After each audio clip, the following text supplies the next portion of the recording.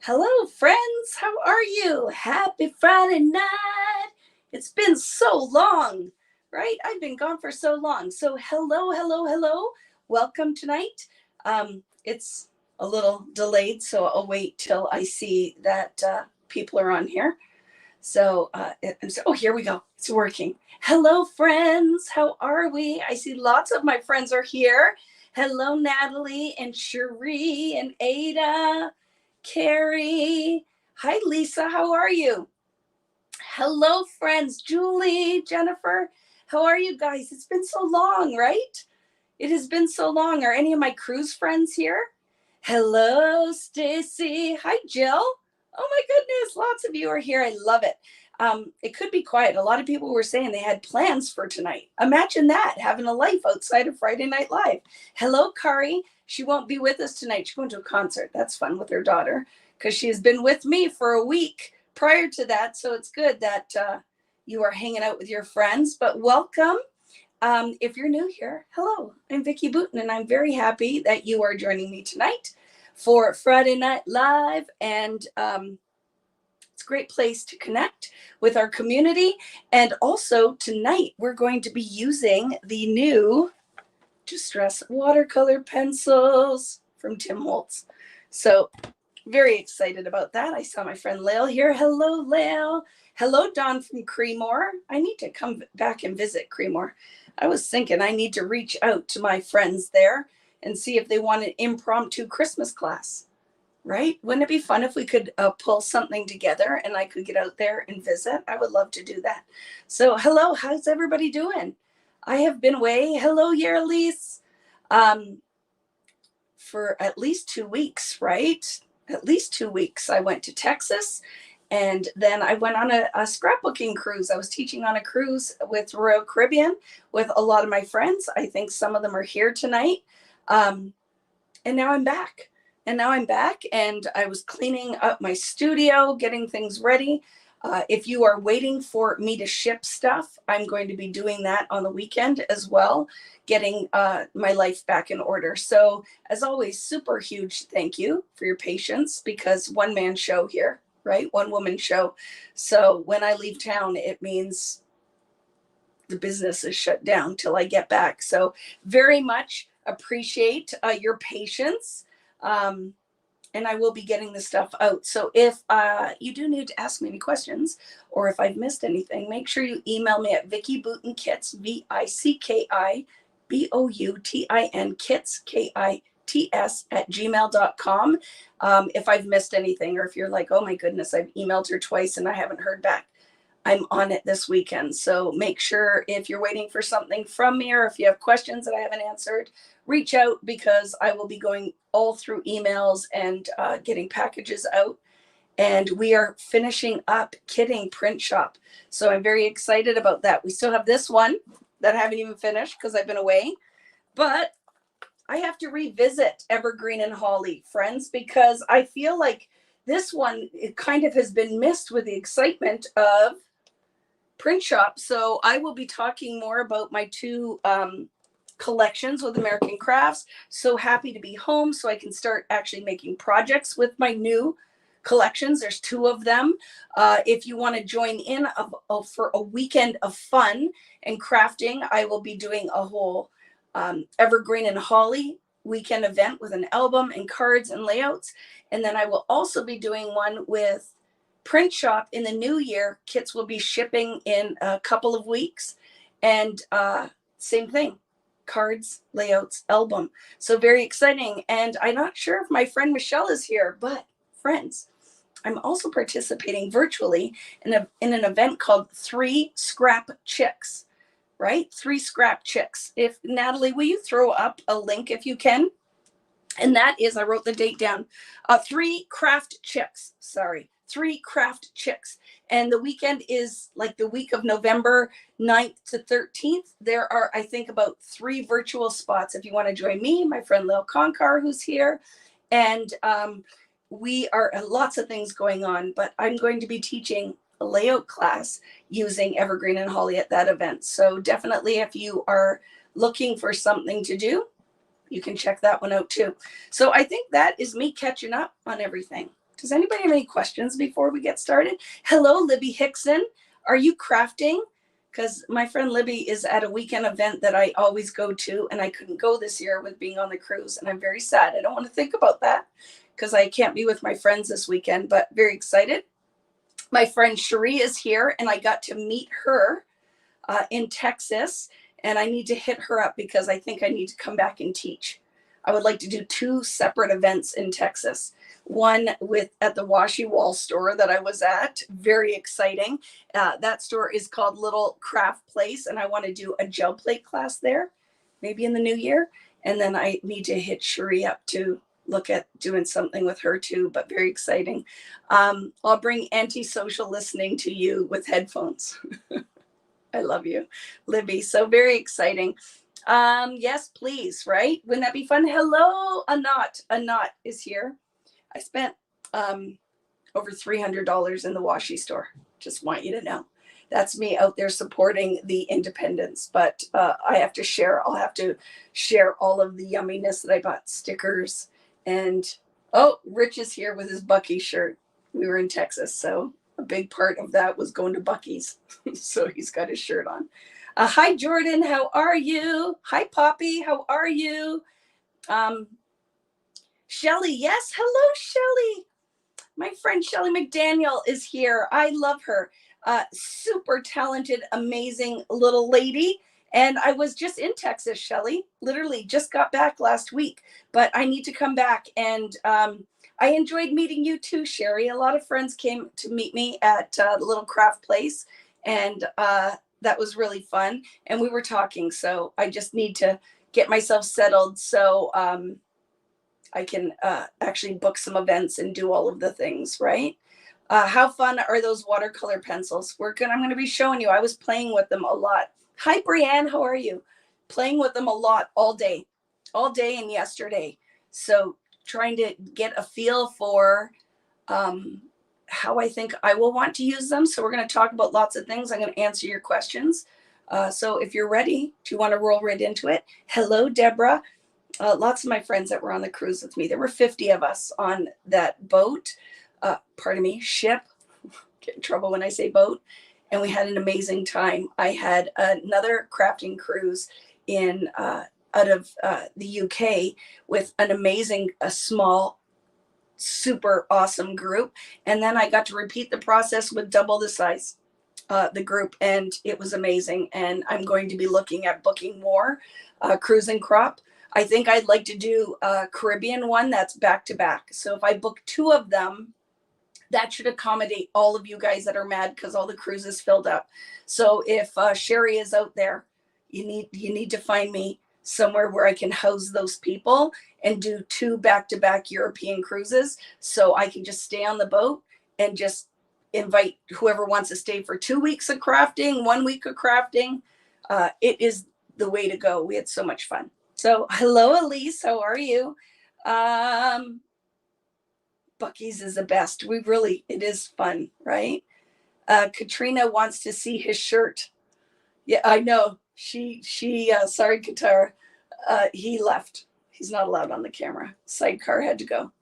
But are you guys having fun? So I know She Loves Color event is going on this weekend. So hello to all my friends at She Loves Color. I would love to be there hugging Stephanie and Nilmi and the whole crew. So if you're there and having a great time, enjoy that. It is a great event. So I hope you're enjoying that.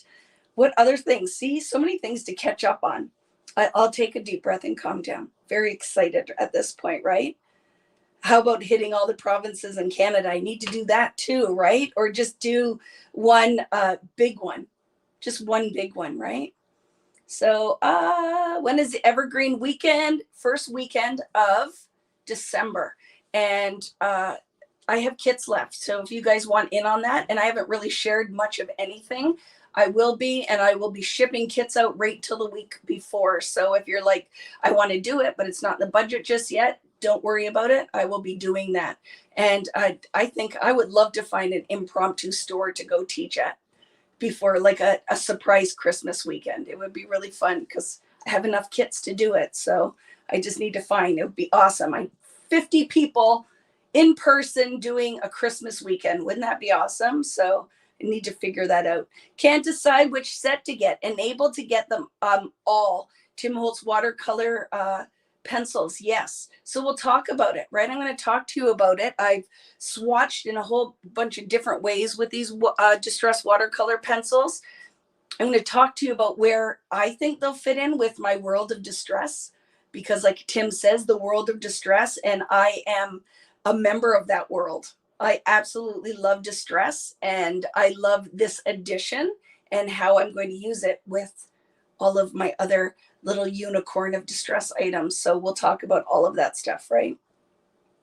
Did I miss any? It's time to come back to New Zealand, Jenny. I'll be there next year, right? I have like that whole, I'm going to be between New Zealand and Australia for a month in 2023 in the fall, right? Well, our fall, I don't, what is it there? Spring? Is it spring, I think, right? Come do a cruise and crop from Australia.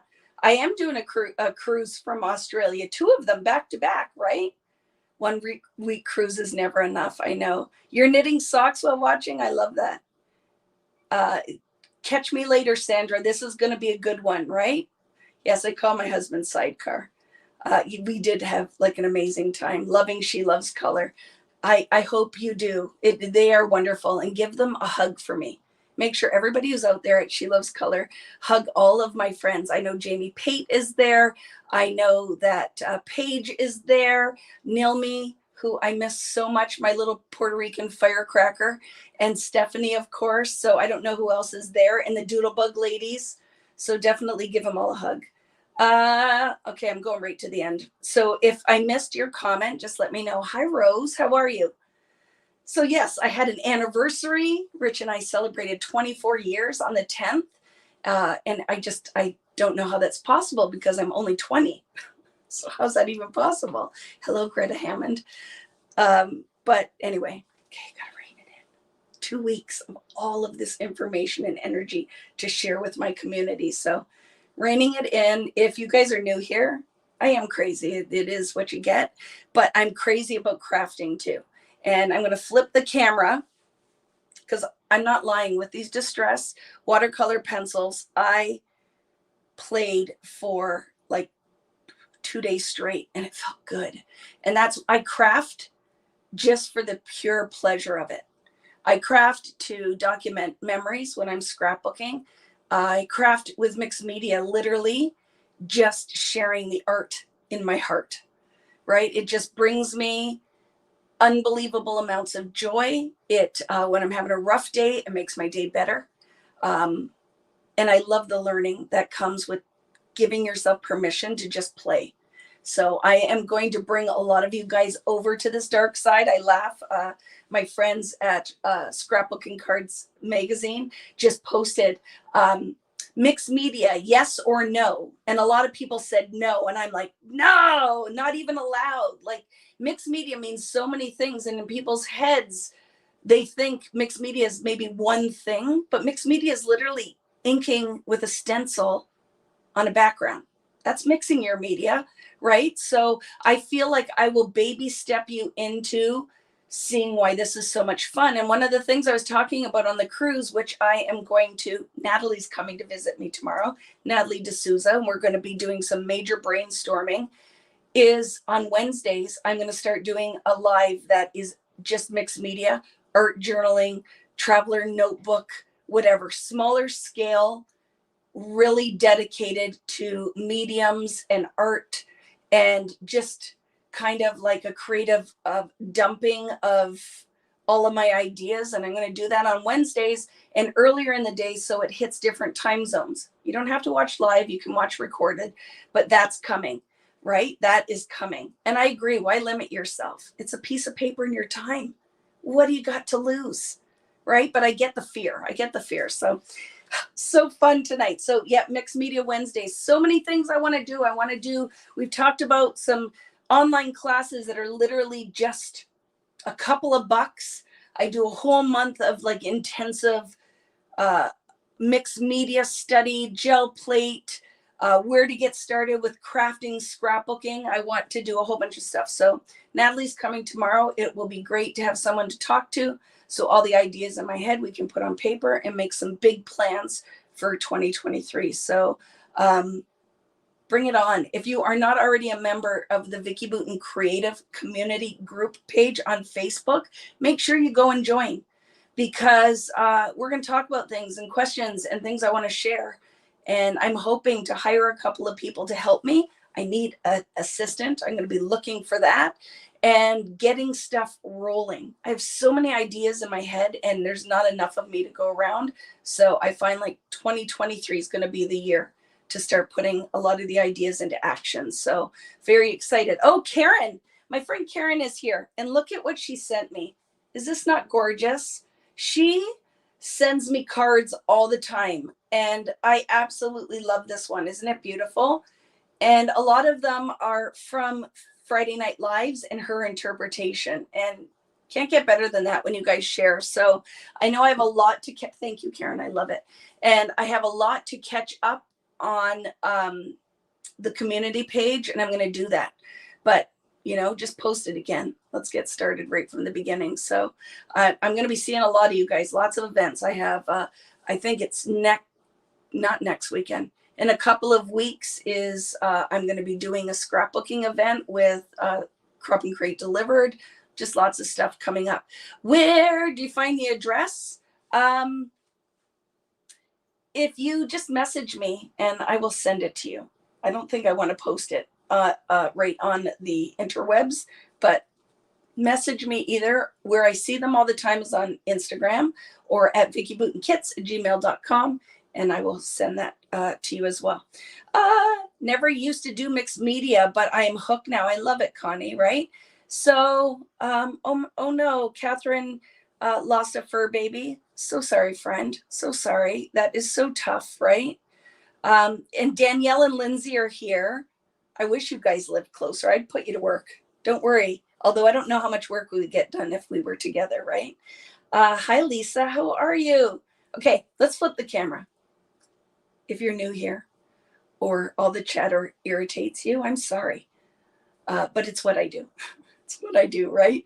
And I've been away for 2 weeks. I haven't done Friday Night Live for 2 weeks, so I have a lot of talking to do. So let's get into it. I can talk while I flip it around. Those look like Tim's leaves on the card. They are. I will be putting in a huge, and if you are looking for the watercolor pencils, I posted the few sets that I have with a die I'm planning on using tonight. I put it somewhere. The new feathery die and foundations papers in stock, and the Tim Holtz watercolor, all on vickyboutin.com. For my Canadian friends or anybody wanting to place an order. For my friends on the cruise, you can't use your coupon code for those new things, but it's all under shop update. So if you hover, I put a link in the description of the videos, but if you hover, go to vickyboutin.com, hover on shop, and the drop down menu comes up and you're going to see shop update and the new stuff is there. But a lot of you have been waiting for foundations paper. And now that I'm home, I posted it. I have lots. So it is there as well, right? It snowed in Wisconsin. No, that's crazy. Hello, Irene. How are you? Just message me later, friend. Just message me later. I'll be getting more in as well, but I know that they're sold out a lot of places. So, and if you're in Canada and looking, I added all 3 sets, but I only have a couple of them. Okay, let's flip the camera and get started talking about the new watercolor pencils from my friend Tim Holtz and Ranger. So question, are Tim's Distress crayons the same? We're going to talk about all those things. Okay, so when we get into it, we'll talk about all the things. Like I've said before, they're all different. They're all different. The only thing they have in common is the colors match, the Distress line, and they're water soluble, but they are not the same as my art crayons. They are not the same as Neo. They're all different.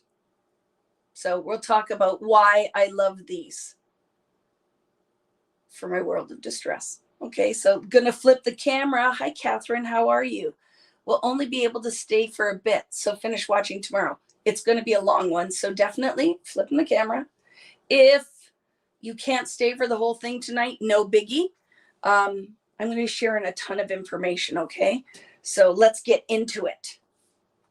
Let's get into it.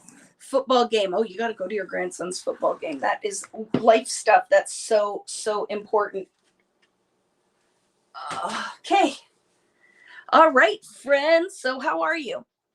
I hope you guys have been doing well. I know that lots of life stuff has been going on. I've been reading about it online with a lot of you guys that are here all the time. I'm happy that we're here tonight and we have some time to make a little bit of art. So I'm going to talk to you tonight about the Distress Watercolor Pencils. There's tons of videos out here. These came out about a month ago. I think Tim shared them for the first time. So Tim did an awesome video, as always, on YouTube, discussing all of the basics and his inspiration for this product. So as always, go to the master to find lots of information. A lot of the videos that I found are from card makers, a lot of the card makers discussing how they would use them, couple ways that they're using them we'll talk about tonight. I feel like this will be something that I'm going to do multiple videos on. So I'm not going to share like everything tonight because I feel like it'll be too much information. So I'm going to talk to you about the basics of this. First question I have for you guys is, have you watched any videos, or is this a brand new product to you? You didn't even know it existed? I'm just curious of where we are with the people that are watching. When you swatch your distress inks, do you swatch dry and wet? For inks, I don't understand with swatch dry and wet. Do you mean like swatch them right straight out of the pad and then as a watercolor? Is that what you mean? Right? Is that what you mean?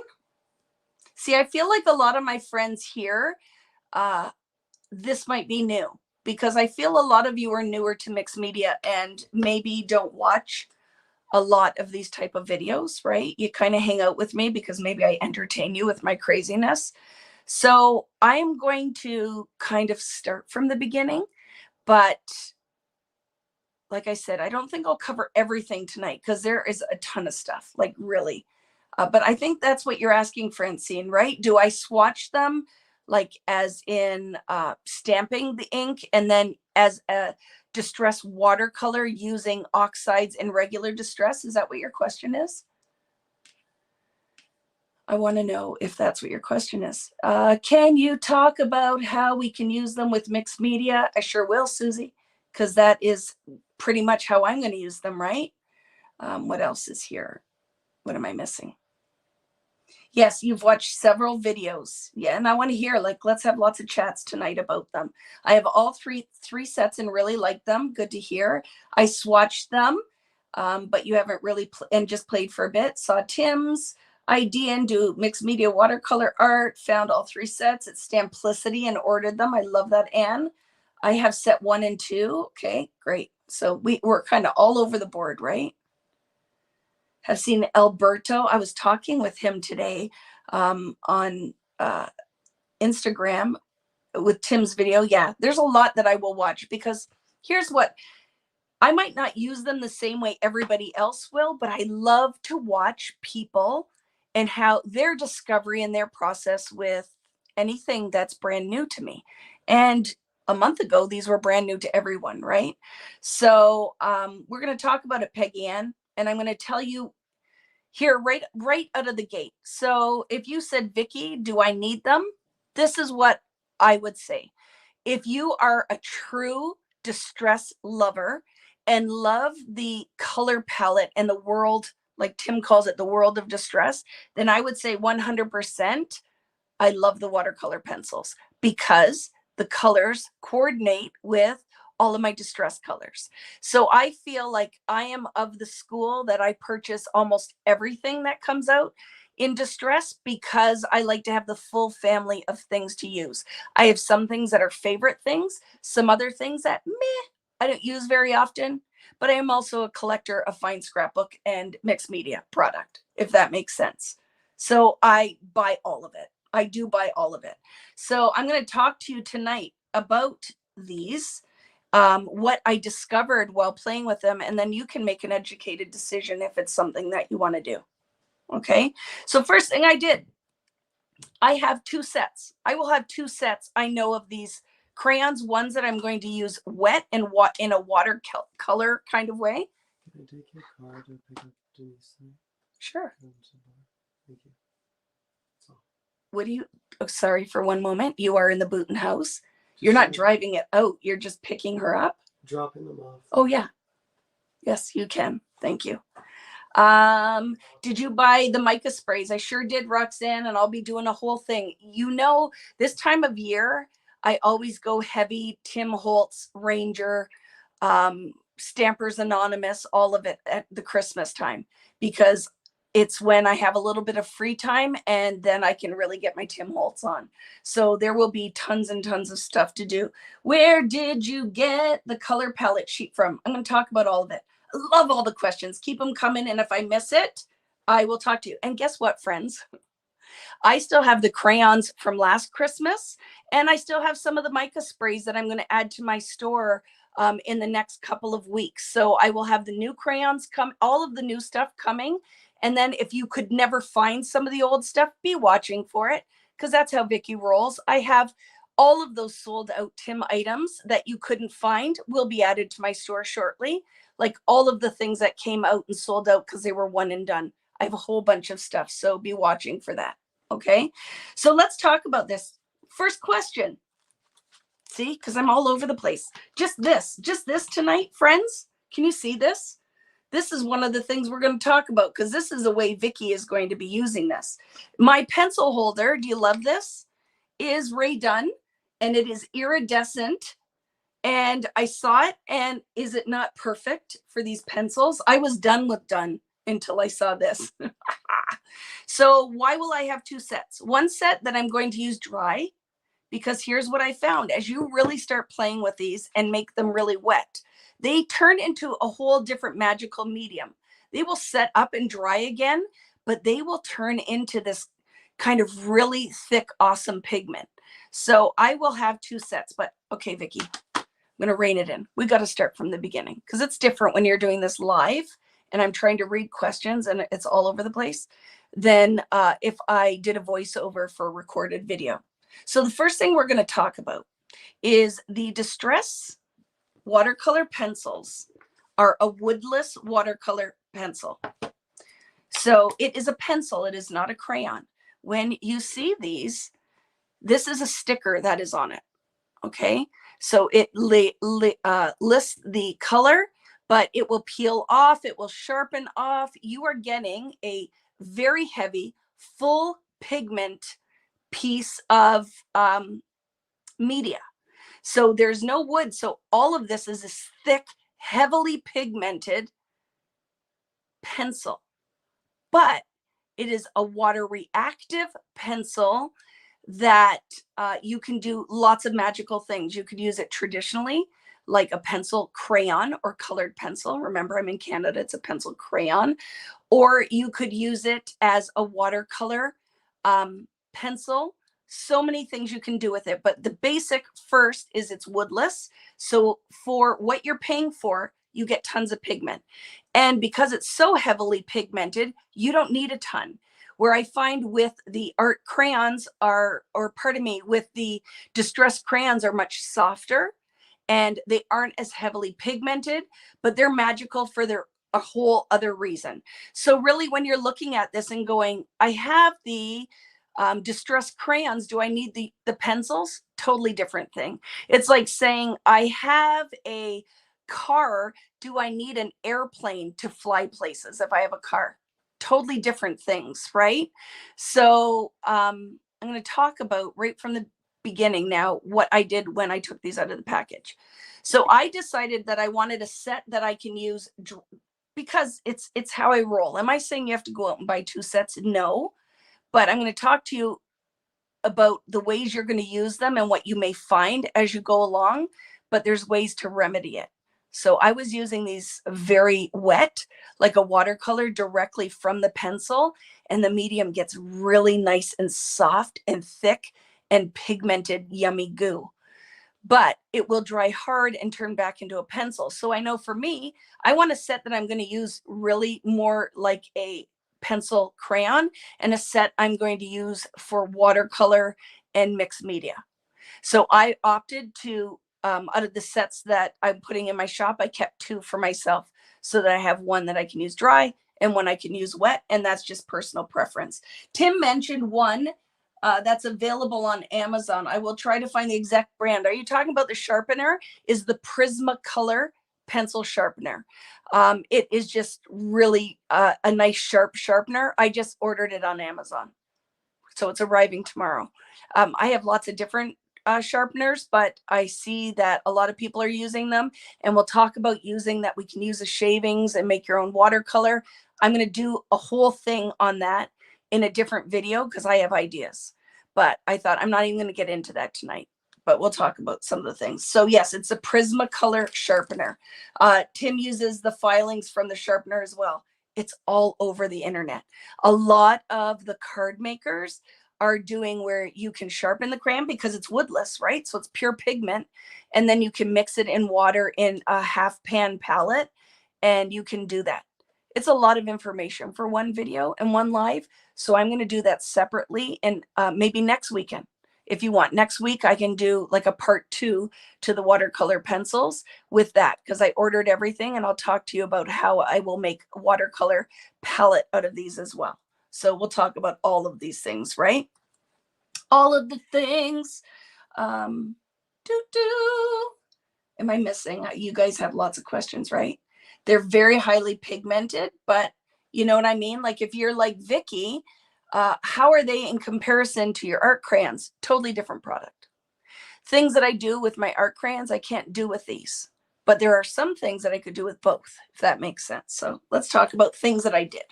Okay.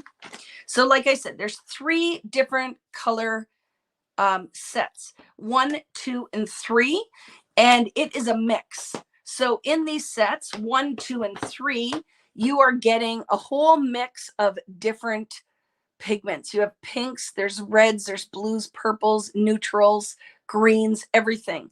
And here's the whole thing that makes it really hard for me when deciding if I was going to only buy one palette, because maybe I couldn't afford all 3, or maybe I couldn't get all 3, or I wanted to try them before I made the investment for the full set. So what I would recommend there is look at the color palettes. They're all listed online. You can find out what's in set 1, set 2, set 3.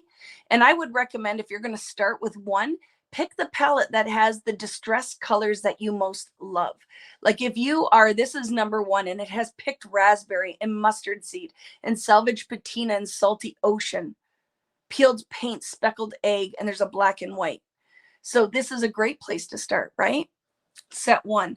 Set 2 has kitsch. I really, looking at it, I love this set. Set 2 is Kitsch Flamingo, Barn Door, Spice Marmalade, Fossilized Amber, Twisted Citron, Cracked Pistachio, Mermaid Lagoon, Ice Spruce, Prize Ribbon, Sealess Preserves, Antique Linen, and Vintage Photo. Also a great choice. And then set 3, Tattered Rose, Candied Apple, Crackling, Campfire, Wild Honey, Crushed Olive, Rustic Wilderness, Peacock Feathers, Tumble Glass, Faded Jean, Shaded Lilac, Frayed Burlap, and Hickory Smoke. So here's what I have to say. Is there one set that is warm, cool, neutral? No, they're mixed sets. And I totally understand why you would do this, because really, as a manufacturer, I would want you to purchase all 3 sets. So giving a good mix with a good selections of your warms, your cools, and your neutrals all in one set, you should find one that you can start with that you really love, right? So, of course, I have all 3 and 2 of each. So I have set 3, but Worn Lipstick, My True Love, isn't in it. Pink is hard, Beth. So I just know that I feel like Ranger will probably do more of these because they sold exceptionally well. And I have no doubt that Tim will be looking at all those colors. But even playing with them, pigments are hard.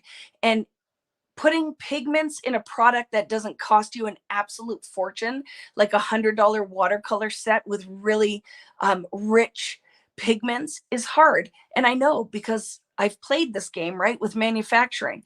So you're going to find that it's probably going to take a little longer to master certain colors, but I feel like if these do well, they'll just keep coming. Tim and Ranger are going to come out with some more, right?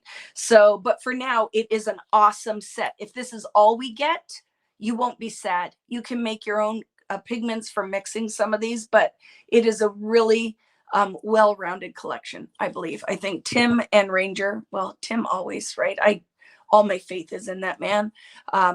Did an awesome job with these. So when I got them out, I cracked open the package. It comes with a little plastic liner. You could leave them in here, but I'm going to tell you, if you're using them wet, you probably will find I would not keep them stored in this set. I will put them in something that I can put upright, because when you're dipping them in water and you're painting directly from the end of the tip, they start to get soft. It gets hard again, but it gets really messy in my package that I found, like in the set. And then I'm cross-contaminating between colors and I'm crazy, and that drives me crazy. So I don't know. I would probably let it dry before I put it back in the set. Again, that's personal preference, but it's how I roll. So the question was, Vicky, what is this? I made these. The stamp set I use, because you know I love circles. So my new stamp set with Print Shop, one of them is this awesome set that has the circles. It's called the Love This set. Well, look at this, is the perfect little stamp for swatching. I would use probably any number of these stamps, but this stamp will be my go-to for swatching, because like I said, on Wednesdays, I'm going to start doing this mixed media Wednesdays, and I'm going to swatch everything I have so I don't forget to use it. I'm going to be pulling out so many different mediums to use. So the first thing I feel like you should do when you get a new set of anything that is mixed media, you should swatch it, because it serves two purposes. You have a reference for color, and you also get a feel for how the product works. So I think that maybe swatching isn't for everyone, but definitely for me, I think that it's a must. I'm not going to lie. You know how sometimes I say, oh, you don't have to do it. I really firmly believe that swatching is a great idea. My friend Lil Concar, if you check it out too, on Lil by Mail, has an amazing stamp set that I just unpacked. Lil, I have to find it, that you can swatch your distress and everything. So definitely check that out. It's awesome. But for me, for something like this, because I want it little and compact, I use the stamp set from the Love This set. Natalie, do you remember, is this the one that everybody's getting in their kit? I think it's Love This, right? Is in their kit? I don't think it is Happy Day. I can't remember. I can't remember. But I use this. The one thing you want to remember if you're going to be using it wet is you need an ink that is going to be stable with wet mediums. So you can use your Archival, which is an oil base, or I love my Gina K amalgam inks. This is what I stamped, and then I colored them in. Okay. So question, does the Love This circle stamp come in your Print Shop kit? Jill, if you take a quick look on vickybooten.com and look under the listing for what's in the kit, I don't remember, because we're just kidding it. I'm not sure if it's that or the floral. I can't remember. I know I should remember, but I can't.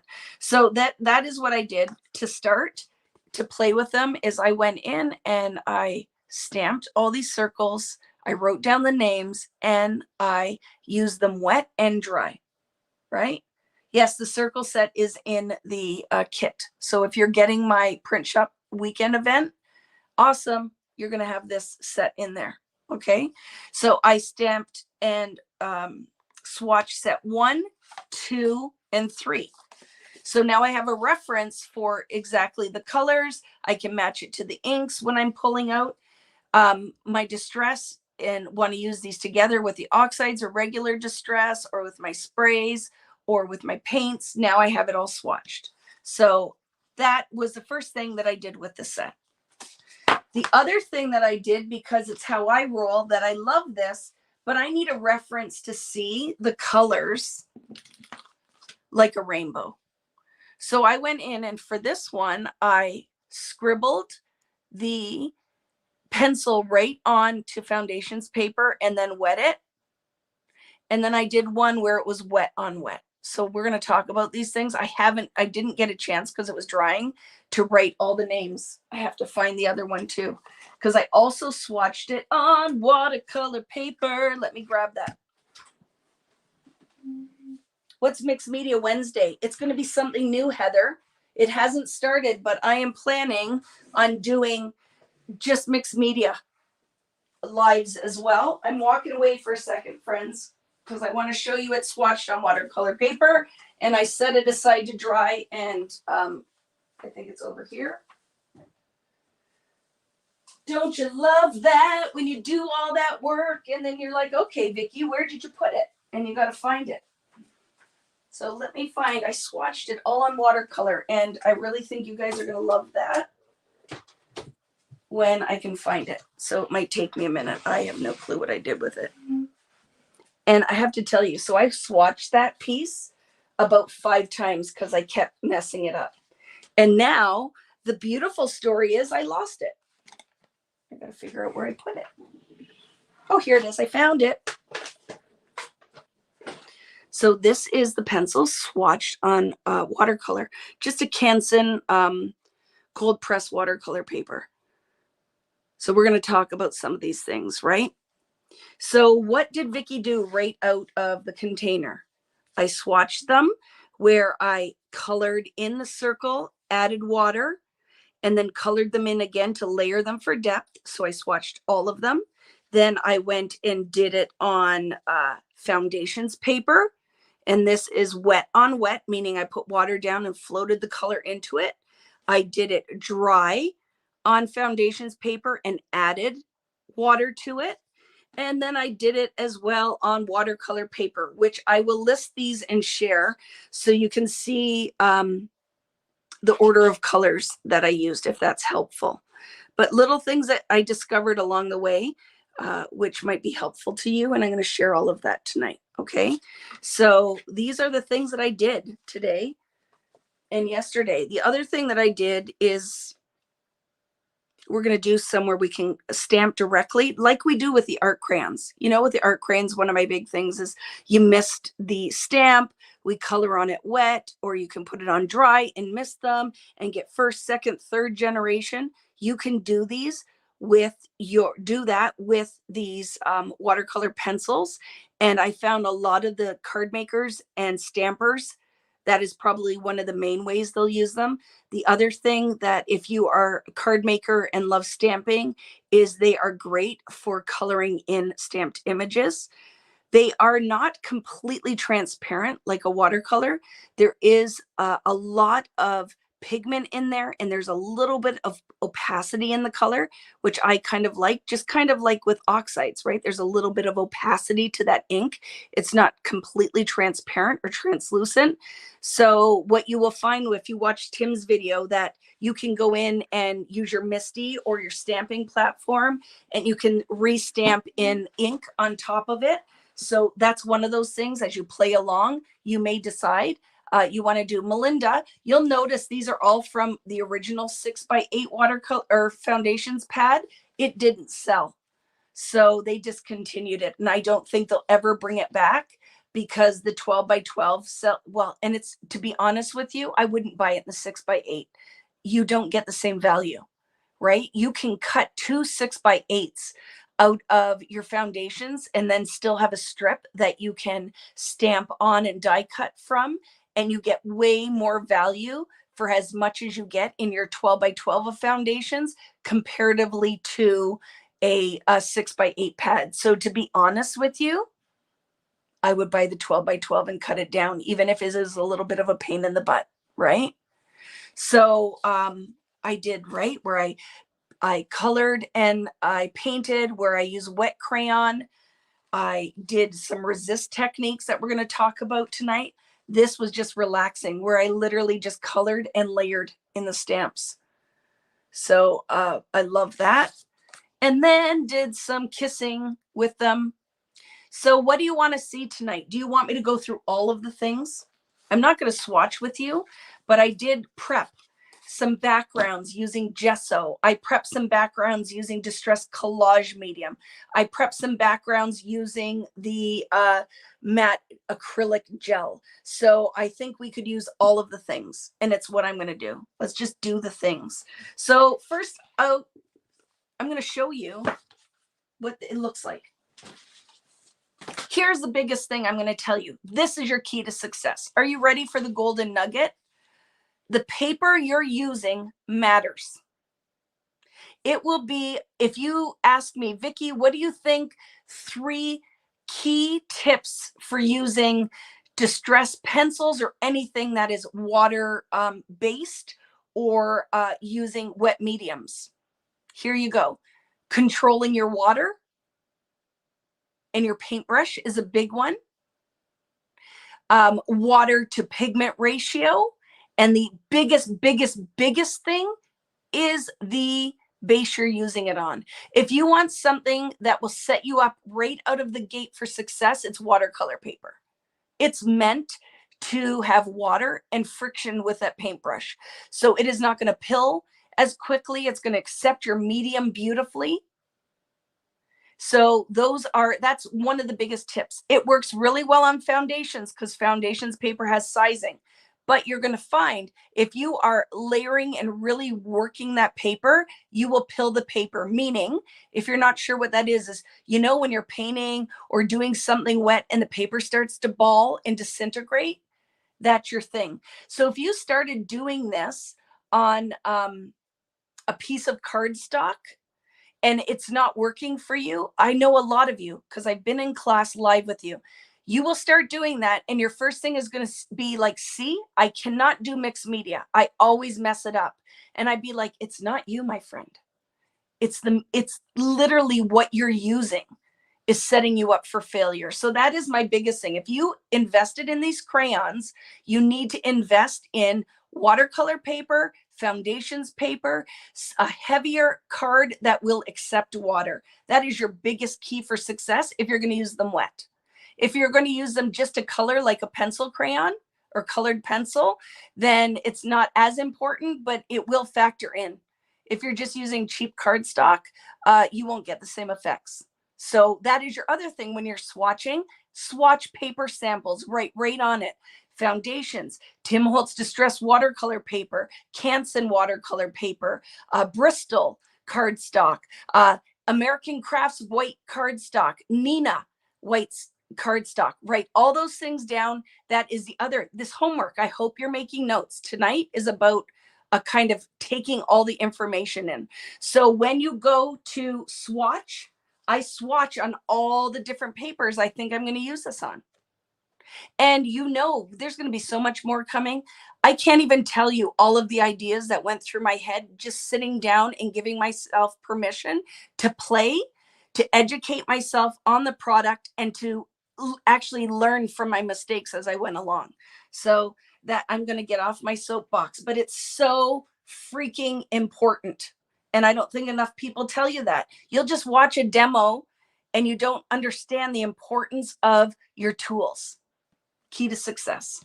So I'm done yelling at you. Right? Okay.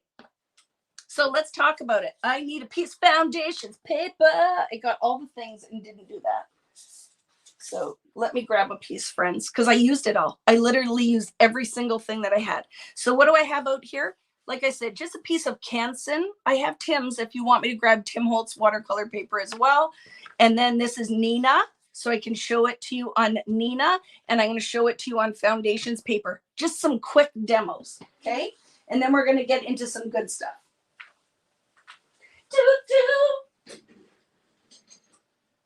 Okay, Vicki. Vicki Boutin has 40 boxes of foundations paper. And because I've been away for 2 weeks, guess what Vicki Boutin does not have in her studio right now? Foundations paper. So I'm hoping I just have a scrap of it somewhere. Let's see. I was so proud of myself, friends. I was so organized. And then not really organized at all, I guess. Just need a piece, Vicki. Seriously. Oh, just give me a second. I'm going to grab one of the 6x8 pads. One moment, my lovelies.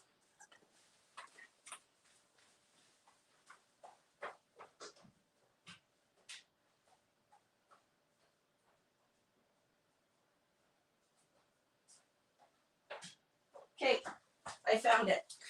So one of the questions was, will you ever make 6x8s in foundations? We did.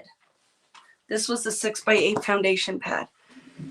So it came with 12 sheets of paper, and I think it was not half the price of a 12x12. So I'm telling you, your value is better in buying the 12x12. Is Foundations Paper your own brand? It's Susan. It is my brand with American Crafts. So when you find the pad, it is a big 12x12 pad that looks like watercolor is on it. Here is, I don't have it. So this, don't even look at, because you can't buy this anymore, but it is in the 12x12. I have to tell you that I love it as a basic smooth white mixed media paper. It is great for stamping, for die cutting. It's here. It's nice and thick. It holds mediums really well and doesn't buckle a ton. Could we order Foundations Paper and have it added to print shop kit? You cannot, Pearl, because the weight. Have you seen how much is in that? The print shop kit is probably the biggest kit you've ever received from me because of all of the SKUs that are in it. It makes the price go up, and I can't fit it in there. So with print shop, the only thing you are allowed to add is one kit, and you could put the washi tape or some of the other things in it, but I can't fit it all in the box, right? And definitely buy 2 at a time. The Foundations Paper sells out like crazy. So you know what we're doing here. Let's write on here. This is Foundations Paper. So we know, okay? We only need one sheet of Nina. This is Nina. And I have Foundations Paper is restocked in my store. Nina. I think that's how it's spelled, right? Nina. And this is like, I don't know. I don't think it's a 140. I can't remember, but it's a Nina. Just a white cardstock is what I'm going with. And this is watercolor paper.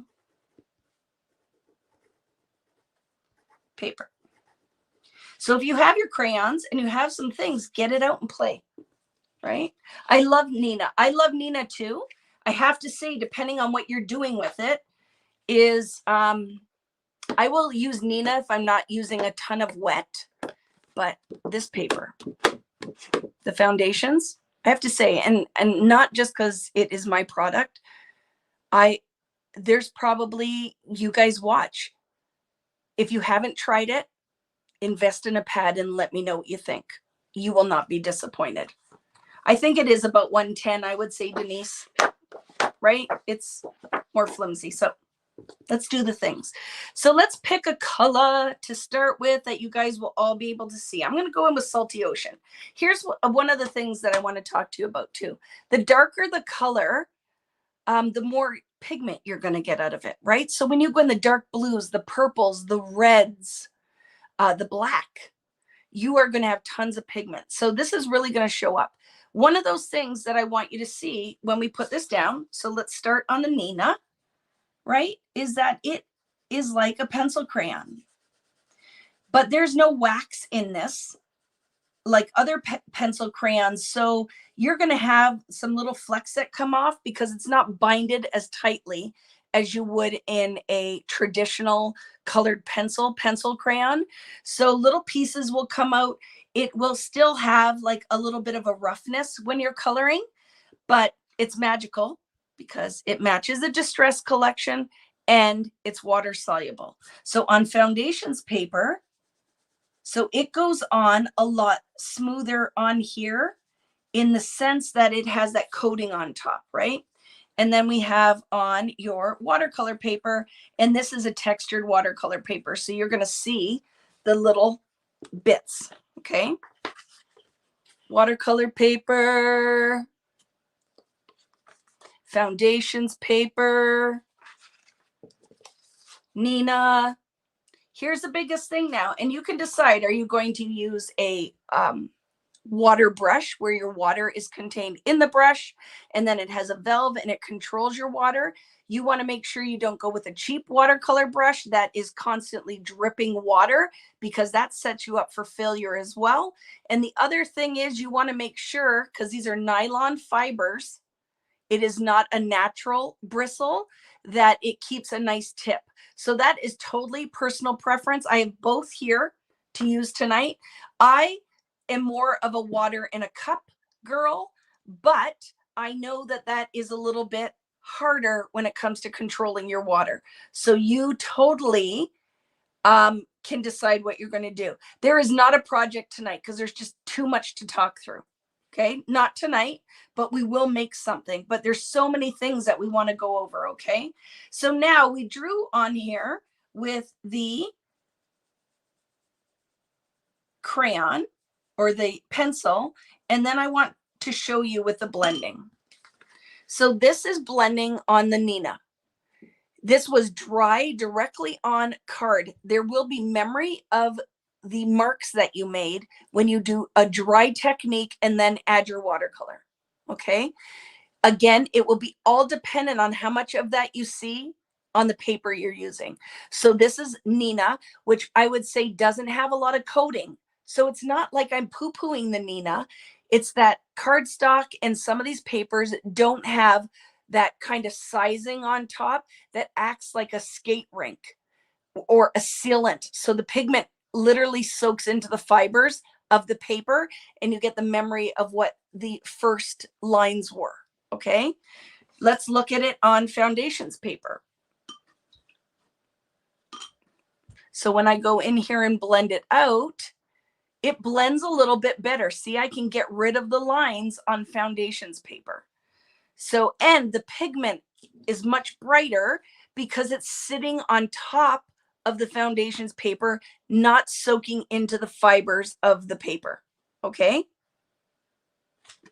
And then the other thing is watercolor paper, which is made for pigment and water.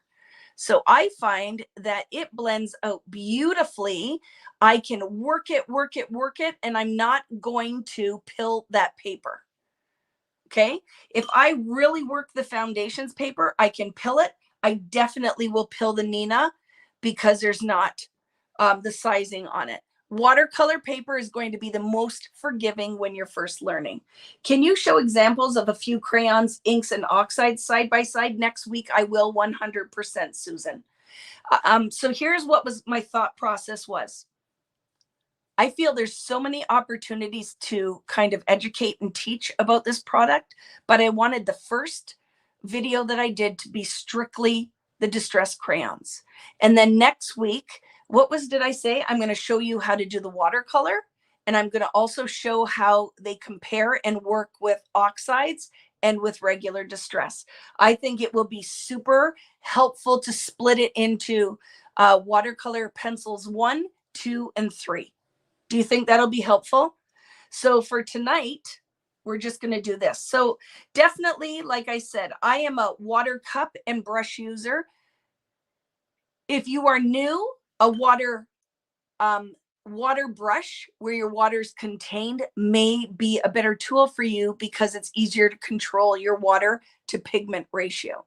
Okay, so let me show you that with the water brush. And just because you own a water brush doesn't mean it's a good water brush, right? Tim has a great one. There are lots of them on the market. If you paid $1 for it, you're probably getting a $1 watercolor brush. So you just squeeze here and the valve will release water, right? You'll see a button that says push and then water is released. When you are not pushing, no water should drip out of that pencil or that paintbrush, or it is not a good watercolor brush. Okay. So now I have water on here. The other thing that is awesome about water brush is, look at, I can go in there, just put water down. If I want more water, I'm controlling it, right? My pigment to water ratio. If I want to go to another color, I just clean that off and go right in. So it is awesome for watercolor painting. Like I said, I tend to go towards the brush with natural fiber more, but there's nothing wrong with using this. I actually will use it both as we go out. Is the Marvy water brush good? I don't have it, but it should be. I would think that it is. The Koi one is excellent. If you ever see a Koi water brush, Tim Holtz one through Ranger is excellent. I have them around here somewhere. Just some of them, like, and this one was in one of my sets. So it was in it was in either the new rainbow watercolors, or it was in one of my sets. So it is actually, even though it was like a gift with purchase, is a good watercolor brush, right? So if you have it, it will be super helpful. So that gives you an idea of what they look like right out of here. Let's finish. I'm taking a drink of my coffee. Right, using the water brush. Right. See, the color just does not blend out. My husband is upstairs burping. I hope you didn't hear that. My goodness. Anybody else married to somebody? I'm like, literally, does that not hurt to burp that loud? Crazy man. And we have the conversation all the time where I'm like, dude, that is just a lot. So you can see watercolor paper blends out beautifully. Look at all that pigment. Love that. Foundations paper blends out great as well. Nina, not so well. Doesn't mean you can't use the Nina, but I would not use dry and then add water. I would make a watercolor and then paint. Another thing I want you to know about these when you're working on them, with them, some of them really stain. Like I have never had anything stain my craft mat. The picked raspberry completely stained this mat. So you can't see it, but it's right here on the mat. So just be aware of what you're mixing and using them on. You might want to use it on like a craft mat, but not on something you are concerned that it would stain. So I just want you to know that there's tons of pigment in these. So that is straight on the paper, right? Where we drew and then we turn it into a watercolor. Another way that you can use these is you could float water on here, right? You could float water and then you can paint right off of the crayon. You can dip them in water because it is woodless. That will work. And don't forget, because I've used this set a lot, they are very soft. It's going to take you a little bit longer to get your pigment off of it than it will for me, because I have used this set wet. It softened the pigment right up. So then see, oh, that's beautiful. It's probably one of my favorite ways to watercolor is wet on wet. Okay, so that is wet on wet. Your husband is loud. He sneezes and yawns. Like, what is up with that? Vicky, you can use Goo Be Gone to get the stains out of your mat. I'll try that, Maria. I have some. Right? So that's wet on wet. And I'm going to put this all up to the camera and I'll show you. This is Nina. Let's see. So I'm just coloring off of my tip. You could do this with your watercolor brush. You could also do it with your paintbrush. Again, not all paintbrushes are created equally. If you have a dollar store paintbrush, you could get dollar store results. Not hating on the dollar store. I find lots of awesome stuff in there, but sometimes it's like horsehair, really crazy fibers like this. And then I'll watch, somebody will bring this. I'll say, bring a paintbrush to class, and they'll bring something like this. That just sets you up to fail.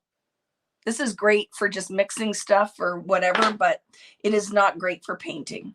Okay, so just be aware that you want to invest in, oh my goodness, look at that on the foundations paper. So now let me show you. So do you see how wet now and gummy the crayon is? I want to show you this. So when I wipe it, look at all that pigment. Holy crap, right? So just kind of be aware of that. If you are painting directly off the tip of your crayon and then you want to sharpen this, no, no, no. you have to let that completely dry before you would put that in your pencil sharpener, because it's softened all this delicious pigment up and it's beautiful for watercoloring. But if I want to sharpen it to a nice tip, you cannot do it when you've been using it direct tip. Does that make sense? Water directly on the tip. It gets very soft and it is delicious. I just have a whole world of techniques we're going to do with that. But I really want you to know that the pigment softens up quite a bit. So if you've been watching demos online and they're just using it for that one demo and the tip of their pencil looks really hard, it will soften up the more water you apply to it. So be aware of that. But look at, now that one I just added water on, right? But let's grab one that was really wet earlier and it's not now. So see that one? Once that dries, I'll be able to sharpen that. But that's what I'm saying. If you're going to decide how you will predominantly use these pencils. If you're going to be doing a lot of watercoloring right from the tip, or you're going to do shavings, because you could also do that. When next week when I show you, you could make a palette with this as well. You might want 2 sets of these pencils, is what I'm saying, because they will soften up quite a bit, if that makes sense, right? Yes, save the shavings so you can use them again. I'm going to totally show you that, because that is all over. That blew up all over YouTube, is how to make watercolor half pan palette. And I will show you that next week, but I have a spin I'm going to add to it. Okay, there's going to be a spin. So I think we'll do that next week. So look at, let me write this down so you can see if you're just checking or just tuning in. This is wet on wet, wet on wet. This is dry and add water. Okay. Wet on wet. Wet on wet. So this is the Nina. Do you see the buckling in the paper? Because it is really not made for a lot of water. Okay. So I'm getting the rippling in my paper. When it dries out, it should flatten. Don't be tempted to heat it with your heat gun, because heat expands the fibers in the paper, and then I find you might permanently warp your paper. So just be patient and let it dry. If this is what all that you have right now and you're playing with it, I would not go in with a heat gun on Nina, okay, or cardstock or a thin paper. But this is what that looks like, right? So look at tons of pigment. So different than the Distress crayons, which I find are great because they set, where this stays open. Like, look at, what do you mean by that? If I go and flick water into here, it will still react and wick. So this is what kind of makes these a little different as well. Look at, this is sitting here, but I can still pull pigment out a little bit. Not as much on this Nina, but I'll show you on some of the other papers. But it will always, well, I don't know yet always, but I know that I can go in, and I was able to clean up the lines around because I could remove pigment. So that is the Nina wet on wet. Not the best for watercolor.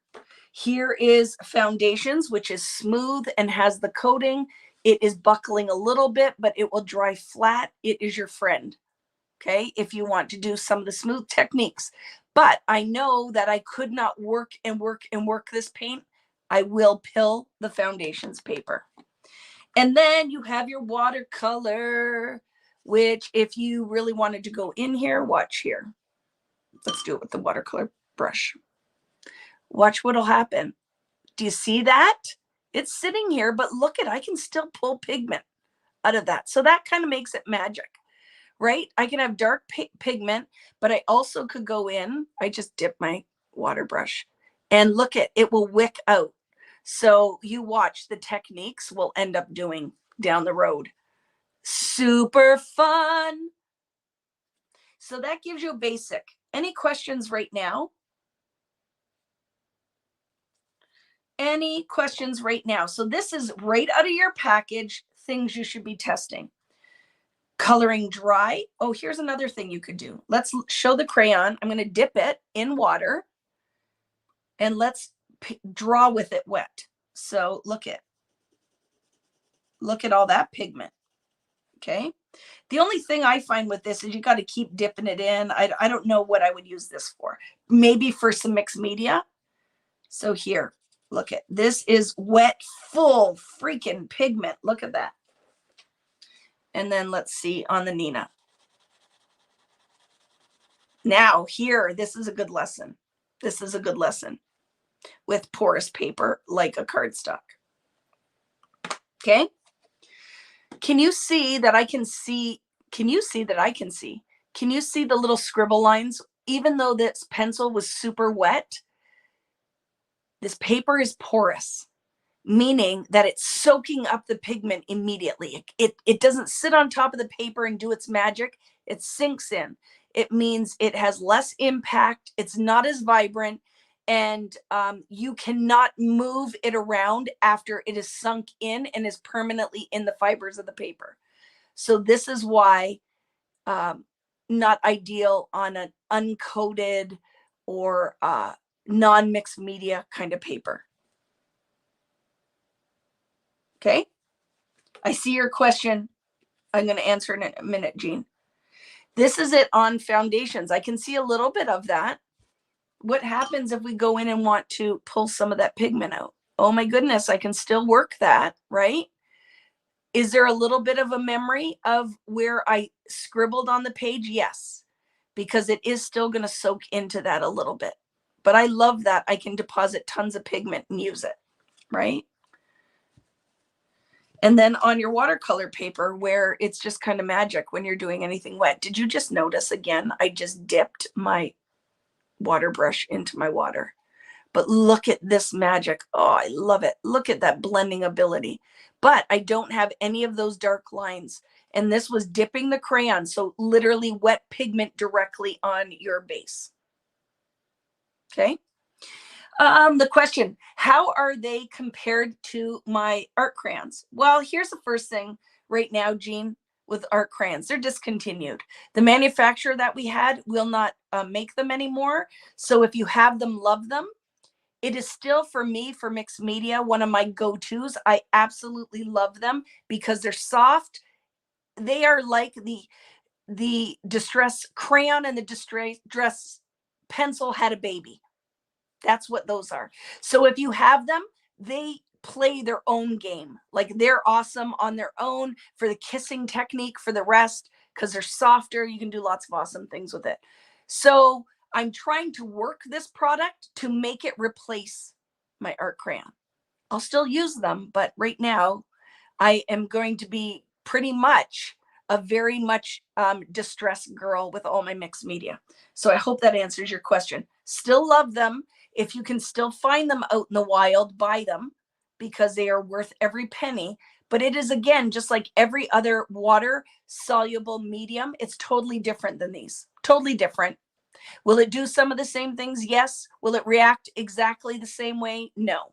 So hopefully that answers your questions. Okay. So that's kind of the basics of the crayon right out of the package. The one thing I wanted to show you is these will not blend. You won't be able, like an art crayon or a pastel. Do you see what I'm saying? That's it. But I'm going to do some different pencil crayon techniques later in one of the videos to show you. But again, I don't want to overwhelm you with tons of information, but I will be practicing. Like what happens when I take an eraser to this? What will happen when so many things are going to come out of this as I start on my journey with practice and play with these pencils. So here's what I'm going to say. If you invest in the set, either please follow my share sale links, because I provide this information lovingly and happily for you on my platforms. And the easiest way you can give back is just by clicking on the links that I provided or shopping at vickyboutin.com. Also, supporting your local scrapbook stores is a great way to give back and to build this community. But if you're going to get them, after doing this, save a set of each for you? Yes, for sure, Natalie. I for sure will. So this is basic right out of your package. So we did just ways to use them. Do you want me to stamp an image? And here, let's do this next thing. Okay, I'm going to do this next. Actually, right on here. Let's just keep the same papers. So I grabbed some of my favorite Tim Holtz stamps because here's the thing. When you go to do this next technique, I find that you want to stamp with lots of surface area. So let's grab a butterfly. So you know this is one of my favorites, Flutter. So I want to grab this butterfly. Okay. So here's another way that you can use these, that there are 10 million videos on YouTube showing this. I am not reinventing, well, I'm never reinventing the wheel. It's just my interpretation, right? Question. Have you tried the pencils with Gamsol and a blunt yet? Not at all, Pamela, but it will be coming, because let's talk about that, right? I don't want to overwhelm. We have a lot of people on here that are new to doing any of this stuff, that I find if I put everything on the live, but it is going to be in there. Gamsol, we're going to try lots of different things, okay? With sealed paper, well, we're going to do some of that tonight because I am going to show you it.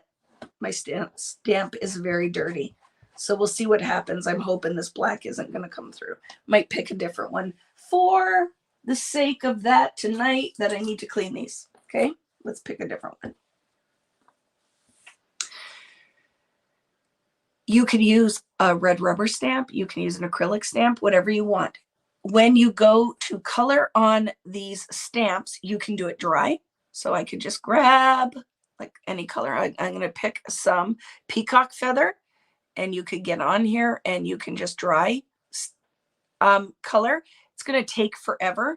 So the other thing you can do is a light mist on the stamp, which will then activate the pigment in the pencil. And you could go in and you could color. You don't want your stamp to be too wet. Okay, so I'm just going to do a quick version of this. Okay, peacock feather. And then let's go in. Ooh, this will be pretty. I'm going to go in as well with your picked raspberry. And here's the other thing. You can't contaminate these pencils because all you'd have to do is just clean it up, right? So I'm going to show you what this looks like if I don't add any more water. Okay, first thing I'm going to do is just with that mist, what will we get? And let's stamp it on foundations to start. So that's just with one misting. I can still get a little bit of detail. It's wet enough. There's still tons of pigment on here, right? So let's mist it again. And then, so kind of first generation, we could say, but this really first generation, second, you could keep stamping. The more water you get, the less detail you will have, but you will get these beautiful stamped images, which you guys know, right?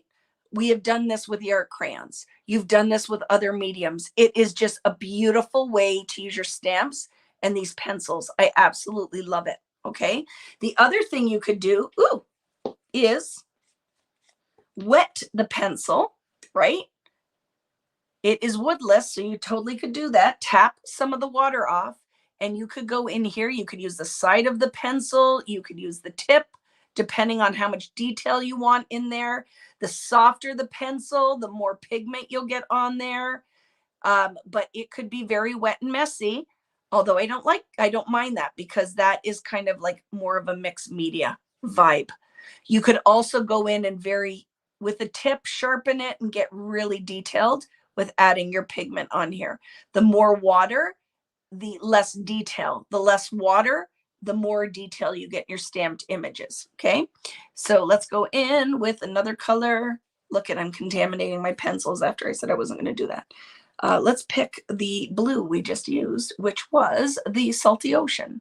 And let's put a little bit of, oh my goodness, this is going to be a lot of pigment. It's very wet. So what I'm going to find is that I'll stamp a couple of these. Let's do that on the watercolor paper now. So the watercolor paper has texture, right? So let's go in here. See? Let's see what happens when I give it a little mist with water and activate that pigment. So I wouldn't really use this technique for super detail, but the more you, oh my gosh, it's so pretty though. The more you stamp, the more moisture goes away and you get more detail. So I hope you guys can see that, right? Hi, Pam, how are you?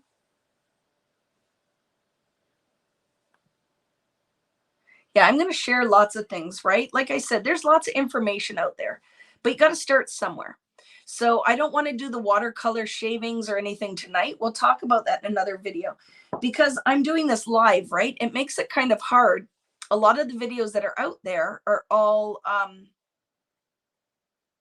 they can speed through things and there's a lot of information out there. Like I said, definitely don't only check mine out. All you have to do is a deep dive into the Tim Holtz Distress Watercolor Pencils and you'll find tons of info. I am going to do the sharpening and use the pieces and make a watercolor set. And I'm going to do a whole bunch of, I have some ideas. We're going to do something really awesome with the shavings. So I'm going to share that next week. Okay. But yes, I love that. If you do a lot of coloring of stamps, I think it will be worth your while to create the half pans in your watercolor set with the shavings of these pencils, right? It's awesome. So those are some basic things that you can do. Any questions? You can color directly on the stamp and stamp with them. The more water, the less detail. The less water, the more detail. You can do it where you mist the stamp and color on it. You can dip your brush. You could create on a piece of plastic some pigment and you could stamp into that and stamp. You can do tons of things. I had that question. Okay. All right. So lots of different things that you can do. Here, so Vicky, great uses for these. I saw somebody for Bible journaling, because you can add the pigment, and I think depending on how much water you use, but if you're using it like a pencil and not using a ton of water, I don't think it'll bleed through your pages. But again, if it's super wet and Bible pages are pretty thin, you're going to have some issues with that. I know my friend Lael is here, and I think these would work to color beautifully in traveler's notebooks. And in planning, you could totally use that. And we're going to get into some of that now. So this is just kind of basic uses for them, what the product looks like when it comes right out of the pencil. The thing that I would say is you can use it as a traditional pencil crayon. It won't color as smooth as maybe some wax-based pencil crayons, but you still can get amazing effects with it. The magic is that it matches your whole Distress collection. So that for me is the biggest bonus, why I would use these. I love it as a watercolor. I love it wet on wet. I love it on my foundations paper, and I love it on watercolor paper. So already I'm sold just on what it will do there. When these dry, so I don't know if any of them are dry. I think that one is. I can layer pigment. So I could go in now and I could put a second color on top. Right? So now I'm adding, look at that. So if I just want to build the depth, I love these, and scumble a little bit. Scumble with pencil crayon means go in little circles so you don't just have lines. And let me show you now by adding in some peacock feather on top of Salty Ocean. I don't necessarily have to wet this, but I can create depth by coloring with the pencil on top of my watercolor background. Love that. Let's do it on the watercolor paper. So I could totally go in and scumble. Now this paper's textured, so I'm going to see way more pigment. So let's see what happens when I add water to that. So the more pigment that you put down, right, you just have to press harder. But I don't know if that's how I would get depth with these. To be honest with you, I'd probably wet it and make it into a wetter medium. But look at, now I can blend that second color in there. So you could really go in with your stamped images and create beautiful things. You could do it wet on wet. You could add pigment literally directly wet paint to a dry background. You could color dry on dry and then add your water. It all will be practice and play. How sharp can you get the tip? Michelle, right into a really sharp point. They are hard. The watercolor pencils, the medium is hard. Unless, like I said, they have been sitting with lots of water on them, you'd have to let them dry out. But you totally can, but you need a really good pencil sharpener. And that's why Tim has recommended the Prismacolor pencil crayon sharpener, pencil sharpener. It has two sides. So one will get it into a really sharp point and one more into like a dull tip. Hopefully that helps. Okay. All right. So let's talk about some other things I did as I was playing. Oh, I loved meeting you too, Deborah. It was so nice. A lot of our friends came to the little craft place to meet me in Texas, and I love that. And then I proceeded to spend, I don't know, $350 in my little bag of the most beautiful washi tape I have ever seen in my life. So I am not regretting my purchases. Do you see what I'm talking about with your paper matters? For some of you guys would be looking at this and going, see, I told you I can't do mixed media. And I'd be like, it's not you, it's your paper. So let's talk about other things that I did with these. Would you like to see me paint a stamped image, or do you feel pretty good about that? I want to do the kissing technique though, okay? This is a big Vicky thing, right? Kissing technique. So I did it where I wet the medium and I drew into the medium.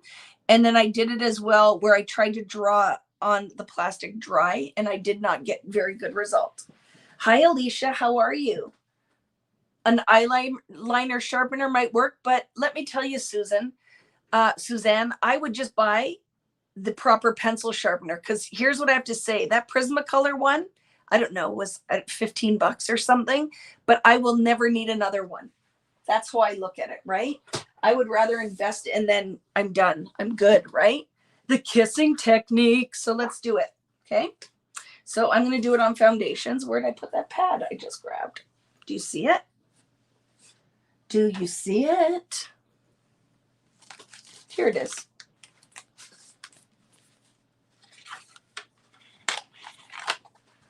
If you look it up, Jennifer, literally I went on Amazon.ca and I looked up Prismacolor pencil sharpener, and it's black with a lid with two pencil sharpener openings. It kind of looks wavy, like there's like a piece of paper wrapped around it. It's black. That's the one that you want. That's what Tim was using, okay? And I just think I just invest in it.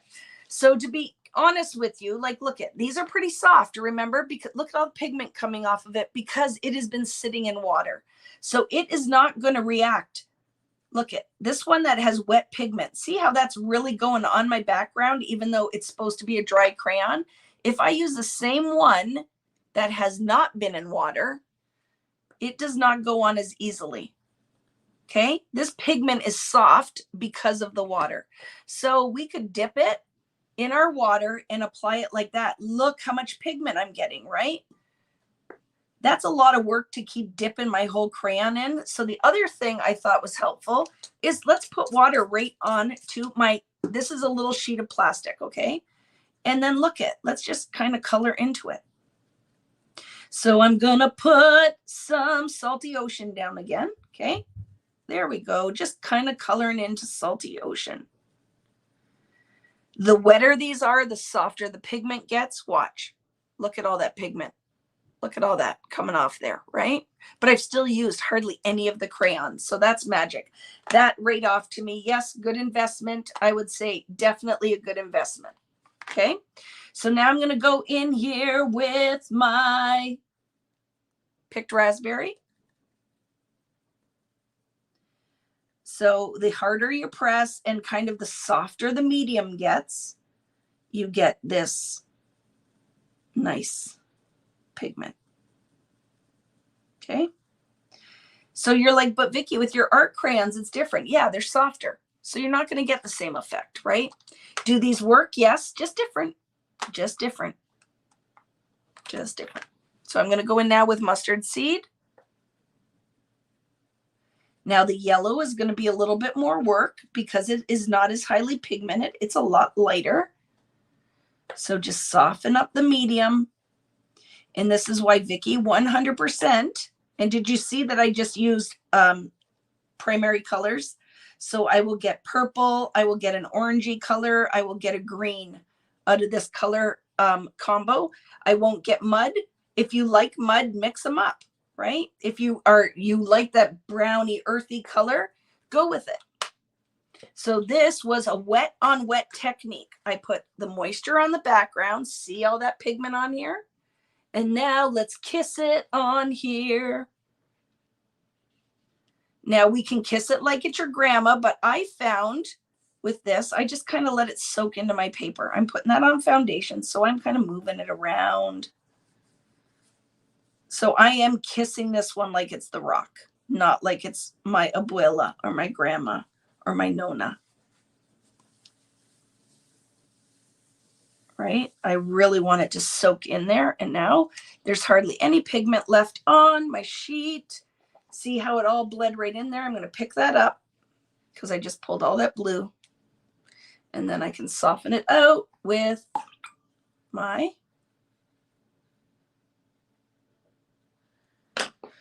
paintbrush. And then I will kiss that just so it doesn't have a paintbrushy look. Okay. And I can deposit some pigments.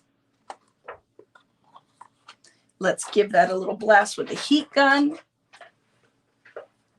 It is 100% Susie, right? You're going to get, is the paper wet? No, it is not. It is, the wet technique is just on the background. If I would have wet my paper, it would have blended all over. Does it mean you can't? Definitely not. You could wet the paper. You just will get a different result. Okay. I hope I don't blow a fuse. I have 20 things plugged in here.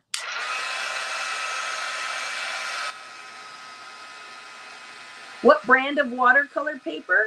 The Tim Holtz one is great. I have Dina Wakley, and I also have a paper I buy at the art supply store, right? So whatever you want to use there. You want it to be pretty heavy. It's nice when it has a textured and a smooth side.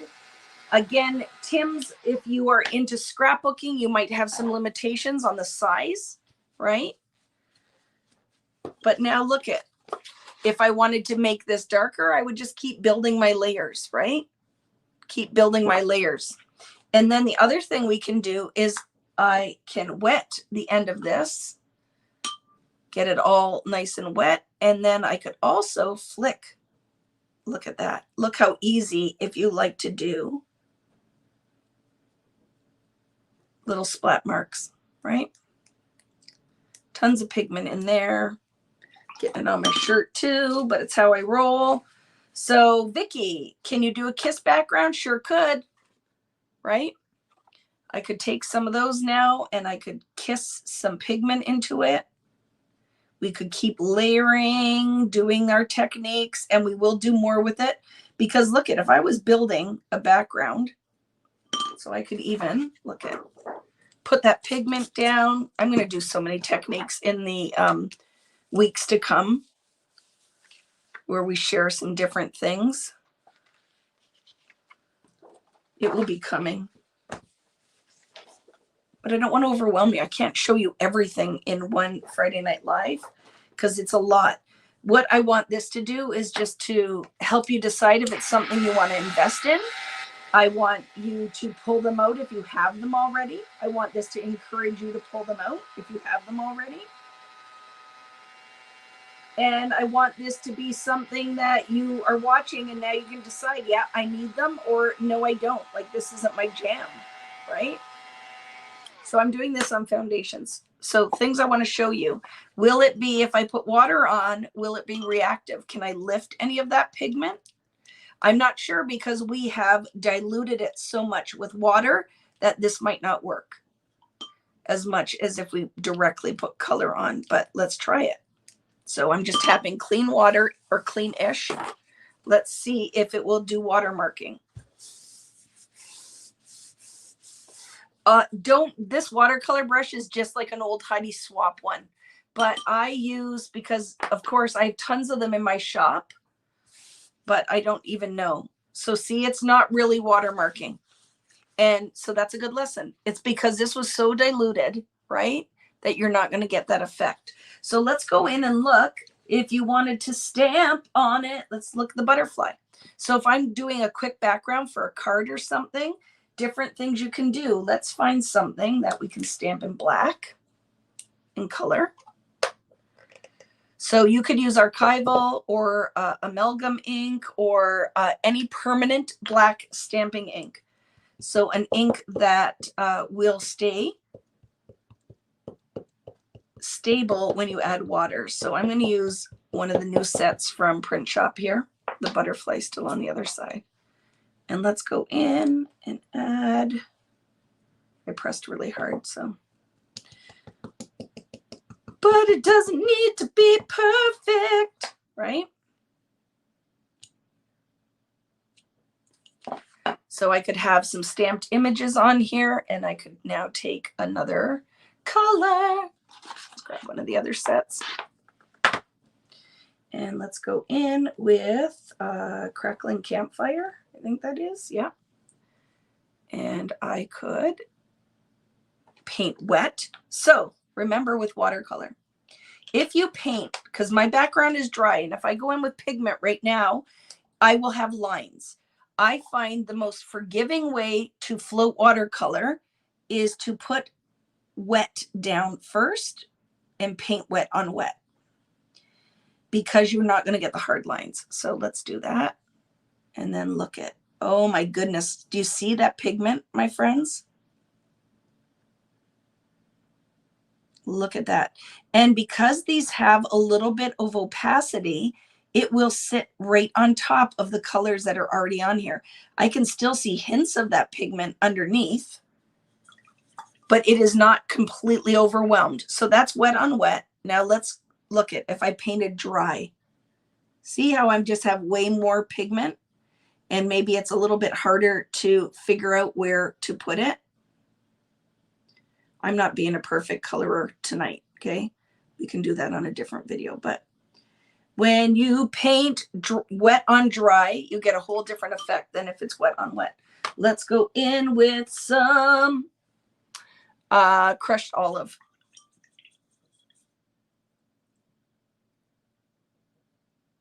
Okay.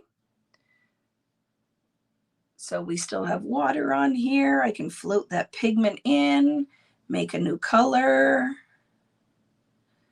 I'm going to color the center just for fun. This one is dry, but like I said, I prefer. And I always have a paper towel handy. But look at, here's the other magic thing. I want to show you something. So say I'm like, oh, so much pigment, not loving that. The other thing I love with these is they're pretty forgiving. Look at, I can lift almost all the pigment off by putting some water down, and I can start again. So you're going to see in typical, like my Friday nights, as we start really playing with these, I'm going to show you lots of different ways that these can be used. Okay. So there's the thing. If you're going to invest in them, I'm going to invest in the sharing my ideas with you. And look at, I don't work for Ranger. I love Mr. Tim Holtz and I love Ranger, but what I'm sharing with you is just literally out of my own kind of passion and love of Ranger products. But look how pretty. They color beautifully, right? Do I keep saying crayon? I mean pencil. So I'm sorry if I'm confusing you, Beth. They're pencils. They are the Distress pencils. Okay.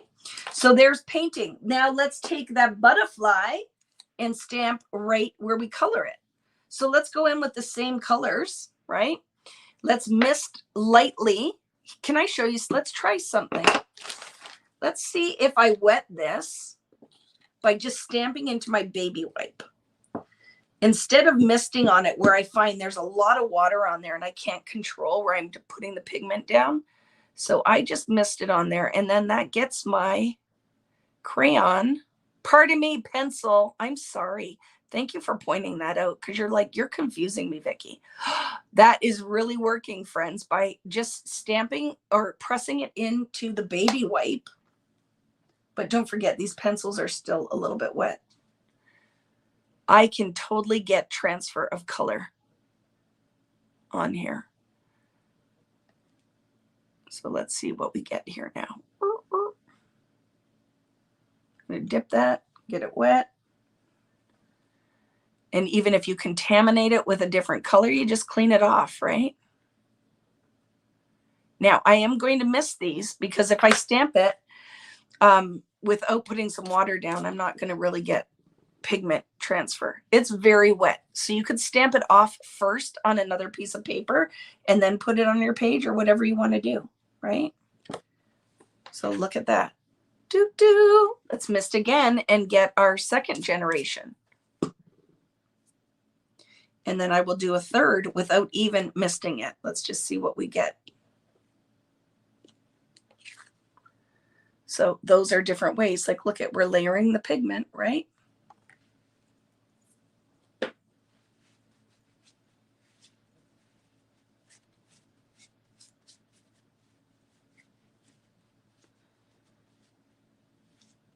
So Alicia, the pencils are the new Tim Holtz Distress Watercolor Pencils. They come in 3 different packs, set 1, 2, and 3. They are a woodless watercolor pencil that you can use to color traditionally like a colored pencil, or you can use them wet to make watercolor. It is a product that Tim and Ranger released about a month ago. I've had them for a while, but I wasn't home, right?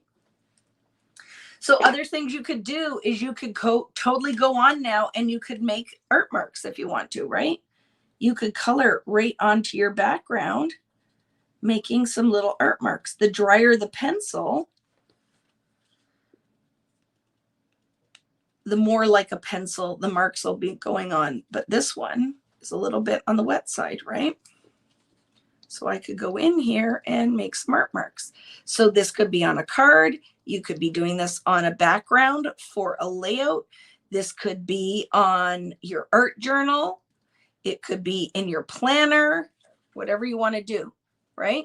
Now those are dry and I could leave them like that, or I could go in and add water and soften them, some of them up if I wanted to, right? Look at, oh, look at, we can make little polka dots if I wanted to. Look how much pigment is in that. Look at that, right? Just use them like that or go in and make them. So look at, this is just an impromptu kind of little art journal page, but it could be a page in a mini album. It could be a card background. I could stamp and die cut some flowers and layer them on top here. I could go in and stamp outline for a butterfly if it's that kind of stamp, but that just gives you an idea, right? I'm thinking these would be a better investment than the markers, since 100%. I'm going to tell you right now. Yes, I am, Karen. You could come pick them up with your Christmas stuff. They are in my store. So for any of my local friends or Canadians looking for them, they are in my store. If you are so inclined, or I put links for scrapbook.com, cherry on top, and Simon Says Stamp. But there is another option. I did the kissing technique. I stamped, I colored in the images, and you could get way more detailed. Like I could go in here and I could add pigment in here directly on top to layer and deepen my color. After I put the watercolor on here, I could also, if I wanted to, put the second pigment, third, fourth colors on and add water.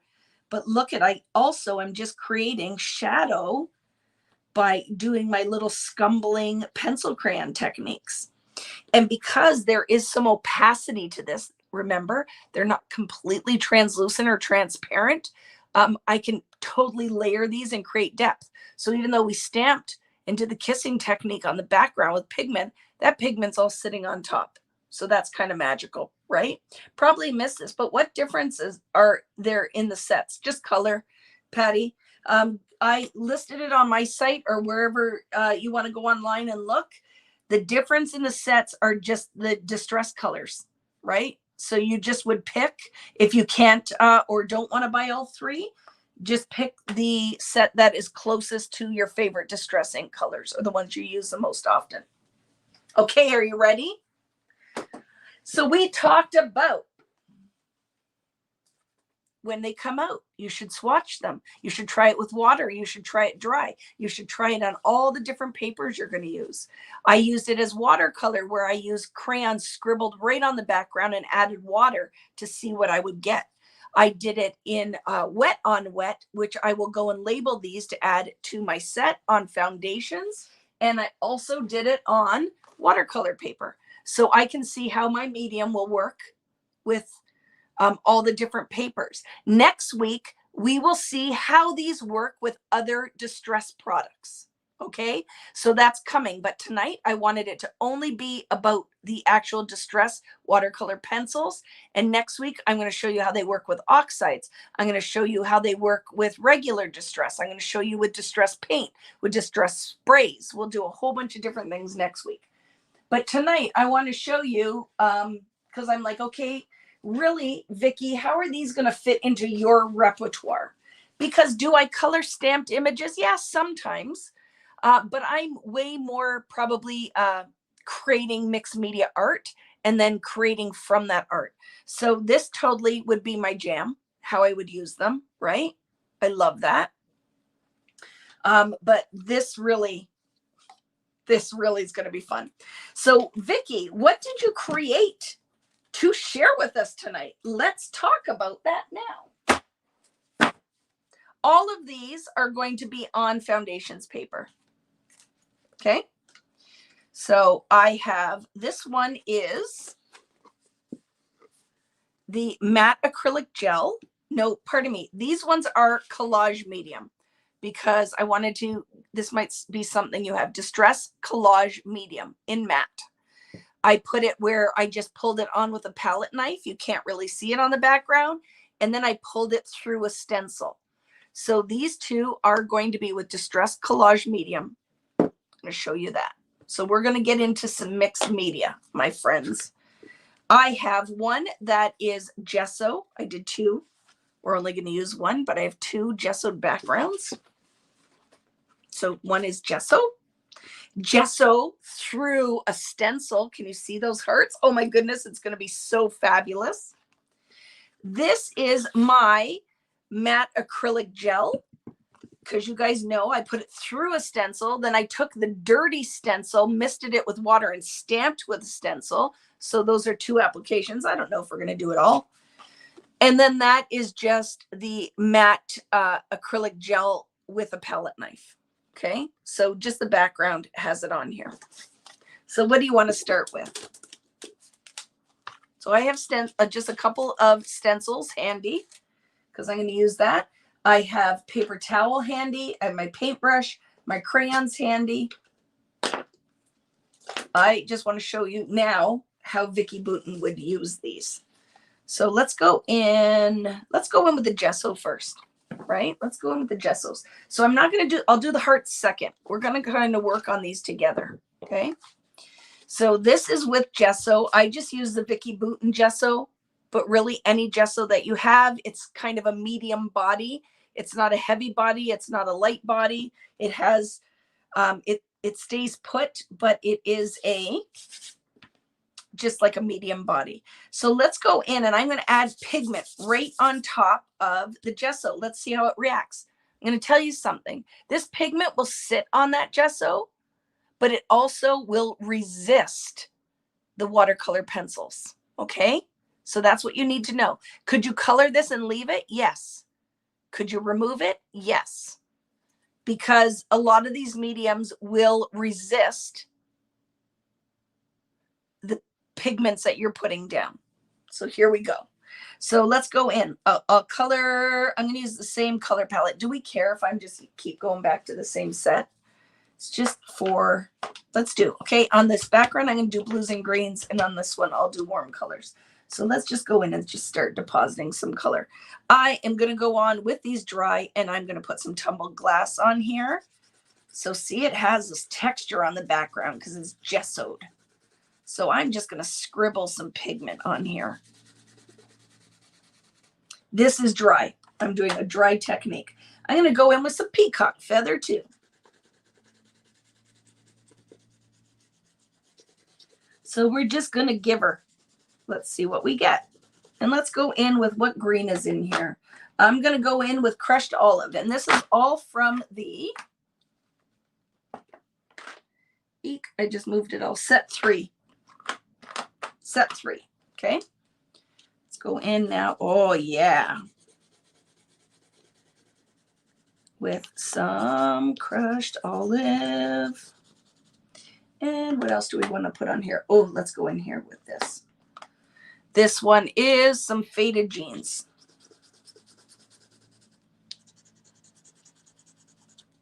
So this is a fun technique on its own if you wanted to leave it. Can you move this around?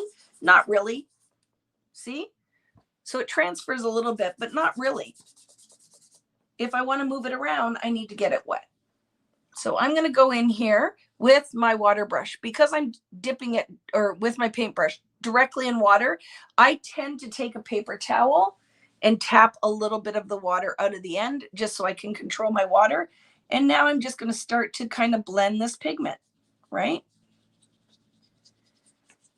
Because what I love is I can totally layer this. So there is gesso and then there is foundations paper on here, okay, where I didn't cover the whole area. And I'm going to go in and just kind of blend it out. You could use your water brush, whatever you want to use. And I'm just blending this pigment out. If I want to build the depth of this pigment, I would need to go in and dry the layers and put more down. Let's see if I wet the crayon, if I can add some wet on here too. So I'm trying to stay true to the color before I blend them. The other thing that the gesso will do for you is if you are using your watercolor pencils on foundations paper or on a paper that will pill from the friction of rubbing the wet medium around, the gesso will actually act as like a guard that you can actually work the paper a little bit more, right? Okay. So I want to show you something. So I'm going to take this corner, right? This is on gesso. So let me show you. I could take this anywhere that it has gesso and I could remove, look at, do you see where the dark line is on the outside? That's foundations paper. It was directly on paper. The gesso will resist this pigment. So that is just a little like aha moment for you guys, right? Oh my goodness, it will. Can I add that back in? I sure could.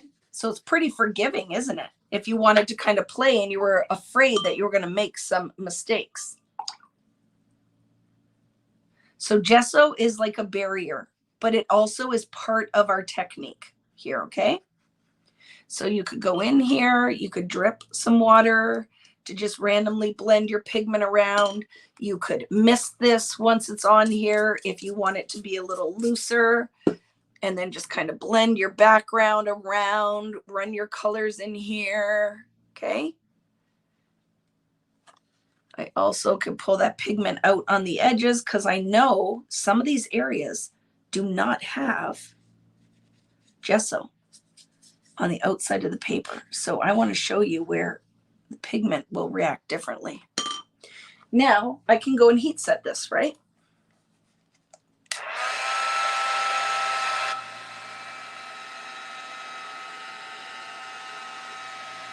I'm not baking it like it's a cookie. I'm just taking some of the moisture out, leaving the pigment behind. Because if I want to go and layer more pigment on this, I need to do it when it's dry.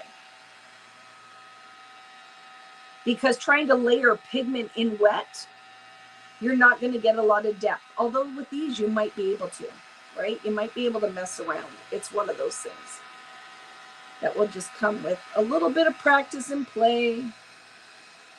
And if you don't have the patience, just lift up some of the pooled color.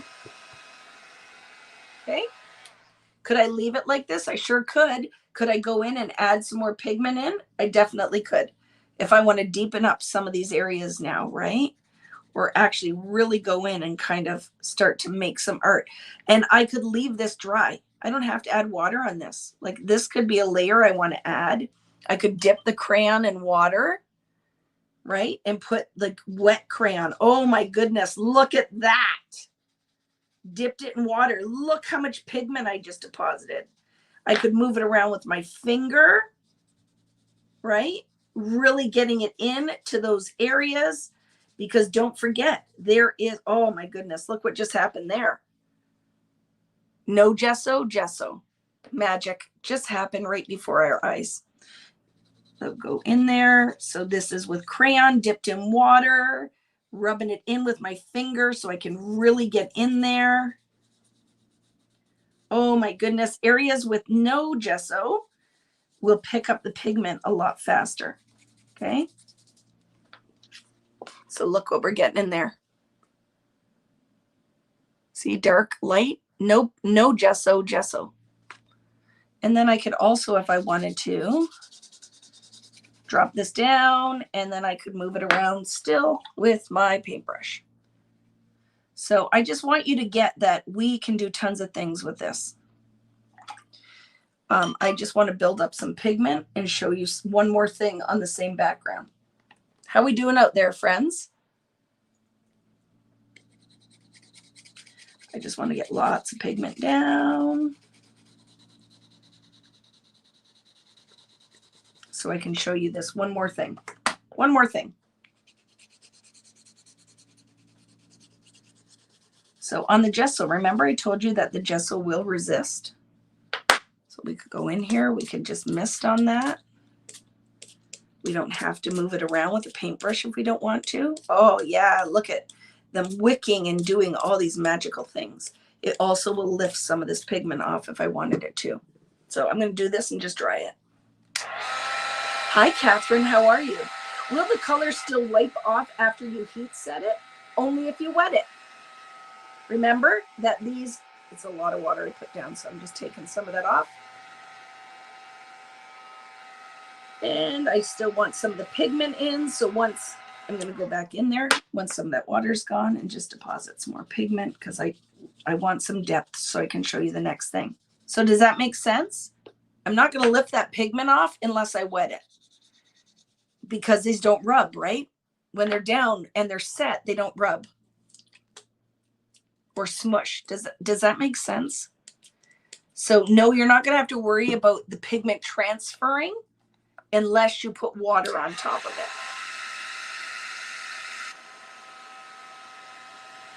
So let me set this up. I'm just removing the water, not baking it. All I want is a dry background so I can show you the next thing. Because I'm super excited if you can't tell. Because now we're really getting into kind of Vicky stuff. I'm moving these drips around.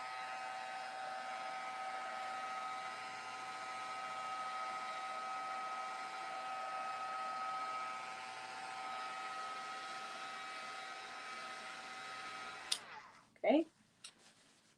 I'm not patient, so I'm going to just take some of that moisture off, and I'm going to show you the next step. So this would really work probably on any of the mediums. You really have to just kind of practice and play. You could leave it like this. You could stamp on it. You could stamp images, color on top, whatever you want to do. I want to show you this.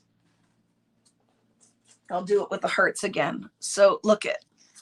I could go in here right now, okay, with a baby wipe that isn't soaking wet. So I take my baby wipe and I take most of the moisture out with paper towel.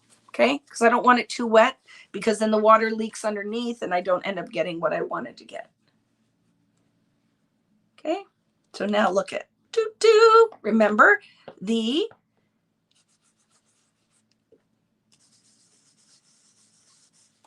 medium underneath acts as a resist.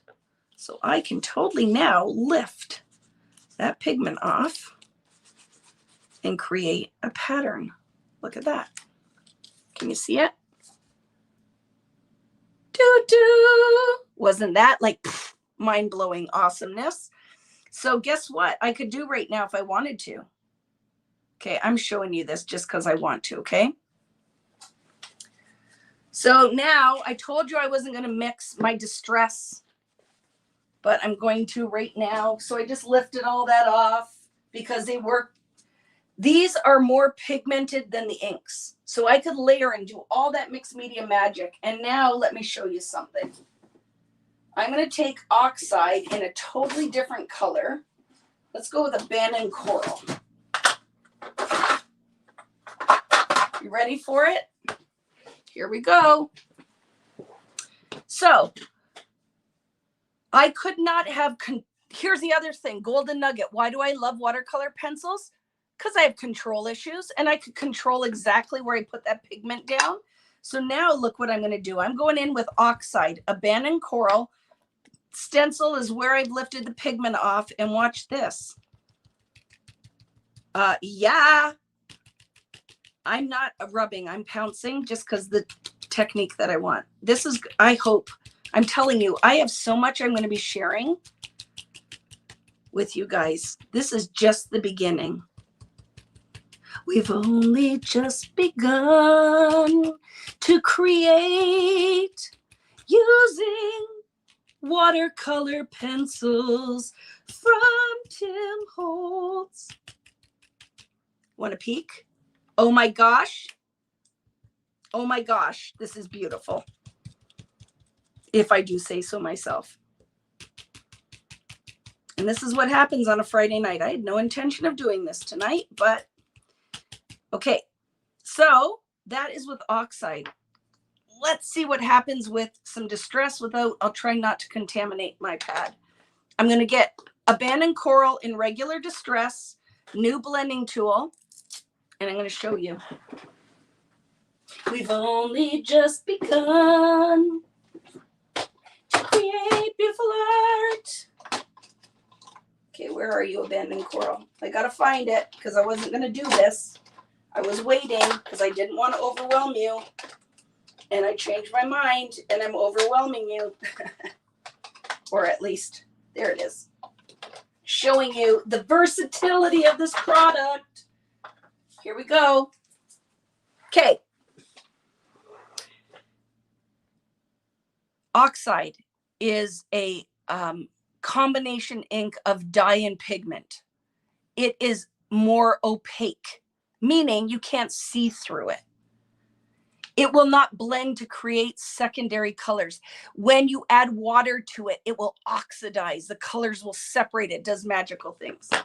But I still also love my go-to OG. I'm going to load this up so I don't have to put it back in the pad. So I don't care if I get Oxide and my regular Distress on here. But let's see now what happens. Oh my goodness. With the regular, same color, different ink. So I'm going to put some up there and some over here. I can pick it up off here because I can't go in.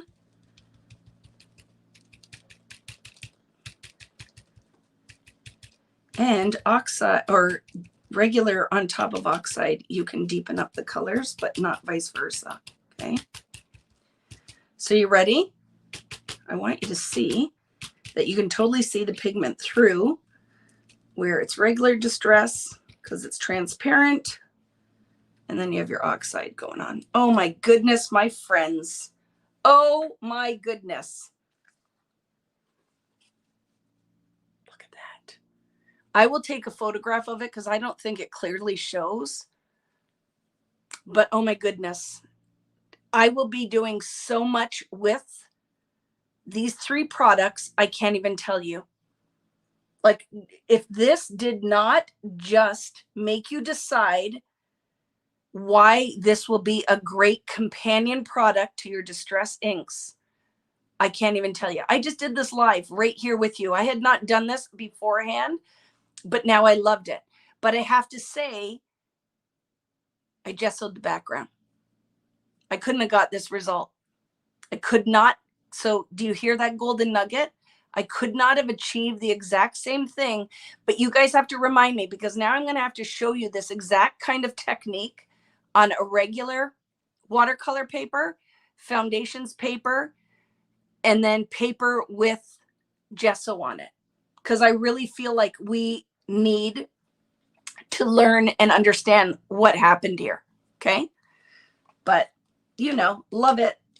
So see these? I would never waste that. I would find a piece of paper, right? So if you're at home, don't wipe this off in a paper towel.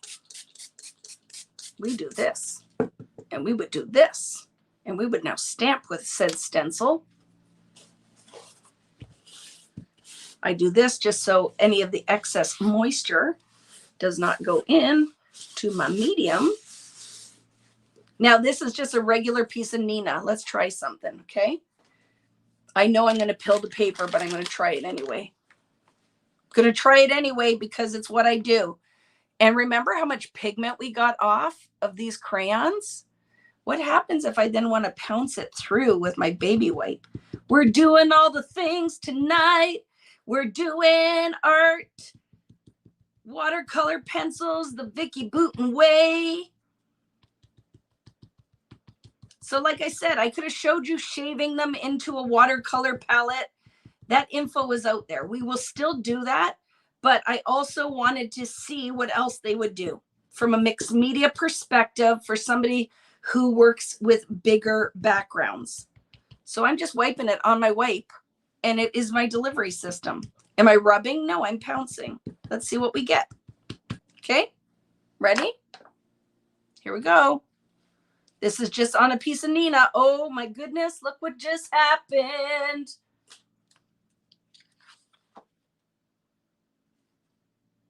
There's so many things that we are going to do. So many things. Okay. So I cheated. I said I wasn't going to show you this. Bringing the ink in, but I'm a liar. I did it anyway. And for you guys who are like, but I don't like the mess. My mess is minimal. And I just, instead of wiping this on a paper towel, I just used it.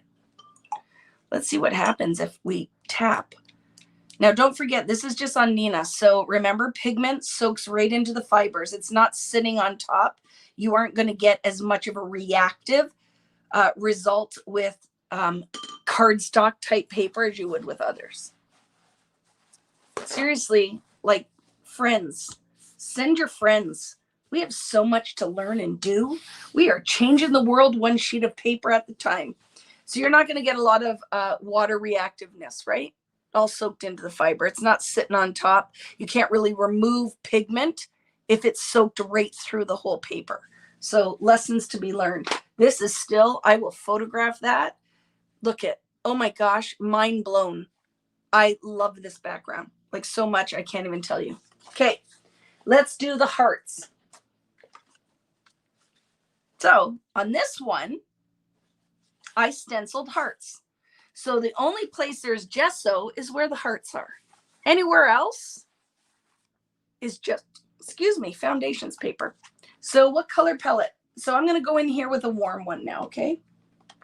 I am going to go in with some Tattered Rose, and I'm going to color a lot kind of around these. Let's see what we get. I'm going to put a little bit of water on it just to get the pigment on faster. Okay, the wetter the crayon softens up the pigment. It works a lot faster. Let's see what we can get going. Oh my goodness, just that, my friends. Look at, if we just did this. Look at that, just rubbing that pigment in, watching, because my background is just foundations paper. So if I put too much friction on here, I'm going to pill that paper. So we don't want to overwork it. I can already see. So be careful. Let's go in. Oh my goodness, with more pigment. It will be more of our friend, but I could totally go in here. I'm going to show you something, okay? Actually, I want more of this as my first color. I'll come back. I'll come back.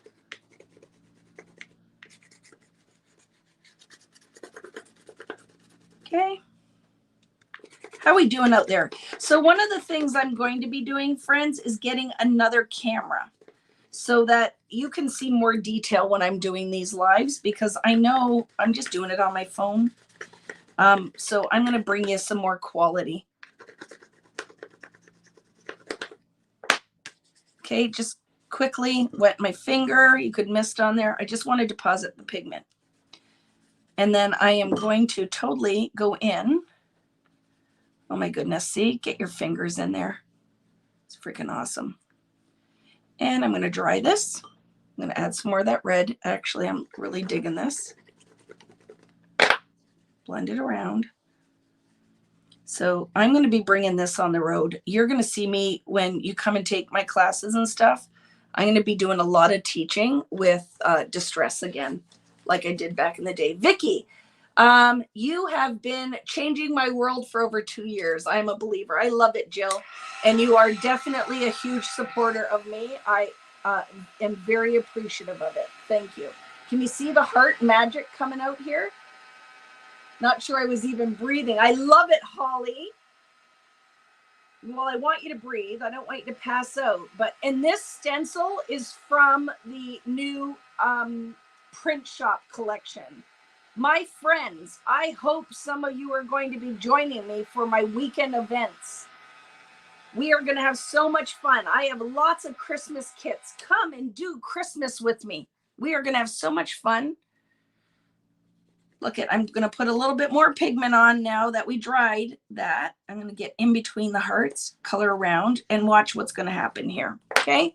Look at, oh yeah, building some of that depth up, building the depth up. Let's mist a little on here too. Oh yeah. Let's get that pigment moving around. I'm going to put one more color in here because I'm loving that. Oh, I'm loving it. So I think I have, this is Crackling Campfire. Let's throw some of that orange in here too. Oh yeah. Okay, just remember, careful because you're working on this medium that is on that paper. You're going to have a little bit of something going on here. So I'm going to tap it. I'm not going to rub it. I'm just tapping the pigment in. Oh, tapping is cool. Totally cool effect here. So who's still here with me that started from the beginning? I know we've lost lots of people because, you know, I get it. Life's going on. Maybe you're at your grandson's soccer game, right? Love it. Okay, and we're going to talk about what we're doing here. Okay. You haven't finished the last one, but you aren't going to want to miss out on this one too, right? And I am going to be doing some photo prompts and lots of awesomeness with this Christmas kit. Okay, I'm going to mist a little in here too. Let's just move that pigment around a bit. Okay, so we're going to dry this and I'm going to show you the next step. Because do we remember what's going to happen here? Okay, in typical Vicky fashion, 20 different things that we could do here is going through my head. This is going to have to be a whole other live. Don't forget, these stain your craft mat. As I'm looking here, wipe it up. And what did you say? Goo be gone, we'll take it off. I'm going to try. I tried hand sanitizer. It did not work. You're always here. Hello, Irene. I'm very excited because I have been sad that my watercolor crayons were discontinued because you know I love using them. So I'm like, what am I going to find to replace them? And look at first I didn't think these were going to work. They are going to work. They are going to work. They are going to work. I am going to be a huge teacher of Distress Watercolor crayons because I love this. So do you remember we talked about what will happen with gesso? It also will resist your watercolor pencils. I keep calling them crayons. I apologize. Pencils. So I could go in here, but I'm going to take the paper towel that's just slightly damp instead of the wipe because I don't want to remove all of the pigment. I just want to remove some. Well, maybe I'm a liar. Let's see.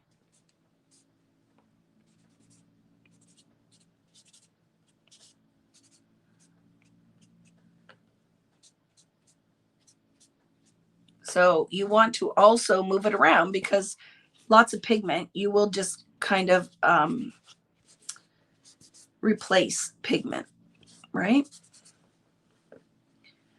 If you move the pigment. So I'm actually just trying to buff off with dry instead of a wet paper towel.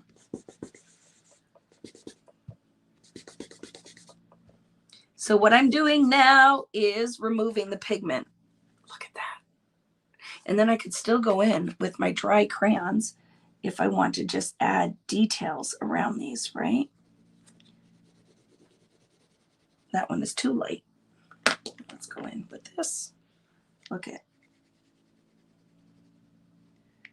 So I could go in now and beef up around like a traditional colored pencil. And anywhere I don't like it, I could just go in and add some watercolor. And I could color some of these hearts in it. Oh, yeah.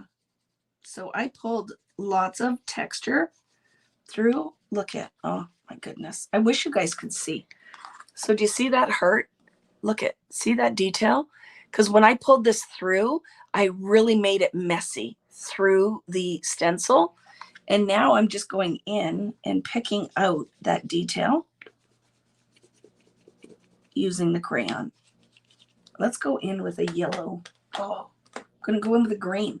I'm going to go in with the crushed olive. Oh, look at that. And then if I wanted to soften that color, I could just rub it. Oh, yes, Vicky. So I'm not wet finger, but a little bit. Because all I'm doing is pushing that medium in there. So this could be a whole Friday Night Live, what I'm doing right now, friends. Do you see that? Because like I could sit here and just keep working on this background. But I want you to see that.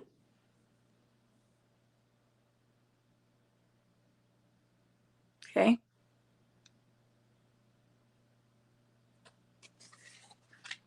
So there's another thing that you can do with them. So we have this where we removed off the gesso background, here where we're building texture through a gessoed, through a stencil. Why are you not using the pencil? Why are you not using the pencil? Let you write with a pen. I don't understand, Jennifer. Could you write with them? You sure could. You could sharpen it and do whatever, but that's not really a Vicky thing. But you could if you wanted to, right? Okay, that was on gesso. Let's do it on Tim's medium, and then we will be done for tonight because we got to leave, right? Could I use it like a pencil? Sure, I could, but I'm trying to put pigment down, right? So do you mean like this? Like use it like a pencil like this? Totally could if you wanted to, right? So if I wanted to go in and color around a stamp with a little detail, I could. If I wanted to make this look like now watercolory, I could totally do that. So if you said, Vicky, why are you a lover of these? And I'll tell you, here is my golden nugget. Control. I totally can control where and how much pigment I'm putting down. The value is in this set because there is so much pigment in the actual product. You're using very little of it, so they're going to last for a long time. So I tell you, Tim Holtz and Ranger, 2 thumbs up. And I wasn't sure at first. Wasn't sure because you got to try them. 2 thumbs up. I love it. So this is a Distress Collage medium. What color? Pick 3 colors that kind of will go together-ish. And let's do another quick background. Did I make sense, Jennifer? I think that's what you were asking, right? Let's just pick 3 colors. I know I'm losing a lot of you because it's 10:30. Wasn't going to be on here for a long time tonight, but I am. Just like Tim when he does his lives, right? Okay, let's go. I haven't used this set. Let's go in with set number 2. Purple, blue, and green. Oh, and I see purple. See? Purple, blue, and green. There you go. So Villainous, Chipped Sapphire isn't in here. Okay, Chipped is not in here. And a green. So, but we'll do that. Let's go in with, is Villainous in this here? It's in this set. So you want purple. I can do purple. So let's go in with Villainous. So I'm just going to color on here. So you see what I'm saying with these? When you go on dry, you're not going to deposit as much pigment. You can press hard, you can keep rubbing on there, but if you wanted to put a lot of pigment down, I dip it in water and put it on wet. So purple, blue, and green. So I use Villainous. What about Prize Ribbon? Let's go in with Prize Ribbon. See, the darker the pigment,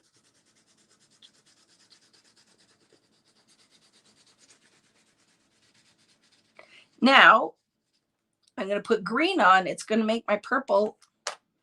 I'm going to go in with Cracked Pistachio. Let's see what we get. Okay, it's pretty light, but let's see. Okay, I'm going to put a little bit of mist down, and I'm going to rub these with my finger. Just to deposit color. So you're going to find that anywhere that it is directly on foundations paper, I'm going to get a different effect. So the Cracked Pistachio is much lighter than these other 2 pigments. So I'm going to get a different effect. And I'm going to just keep working this medium. So it is on, this gesso is chalkier.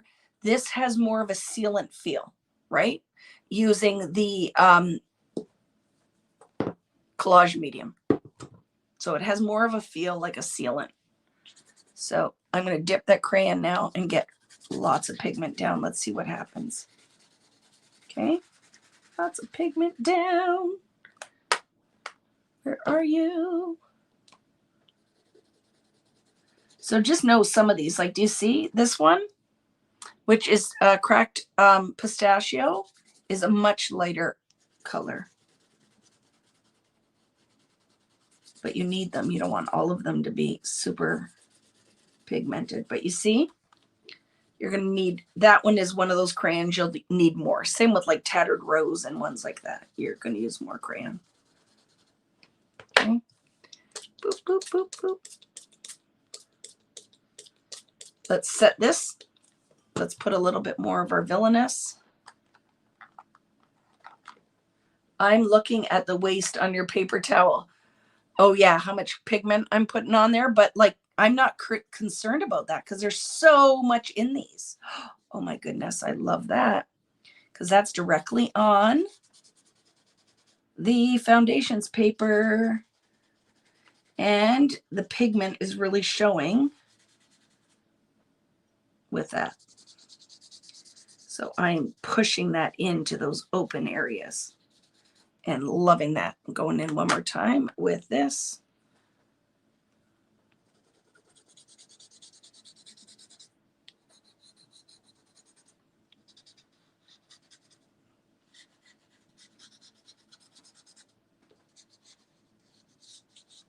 Okay.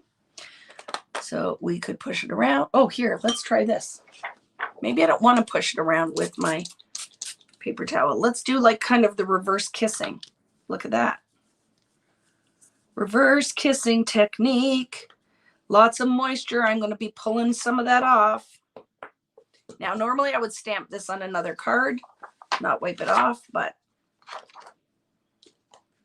I just lifted a lot of my pigment off, but let's let it drip down. I will show you. Right? Using the water, I'm going to lift a lot of my pigment off. Less water, you will be left with more pigment. That's 6x8 foundations. It is not an existing product anymore, Miranda. It is old. When I went to my friend Katrina's, she had a whole bunch of my older product that I had left there pre-COVID, when the 6x8 pads still existed for another cruise that we were on. And I picked them up. So I know some of you are looking and going, is that a 6x8 foundations pad? It is. But like I told someone earlier, you don't want this 6x8 foundations pad because really it's not cost effective. It costs more money than it would to cut down the 12x12. So yes, it's an older product. Oh my goodness, I'm seeing hints now of this cracked pistachio. And now let's go back in there and deposit some of that, because I'm really digging that. So right by going in and kind of laying our pattern down, it really then speaks to me.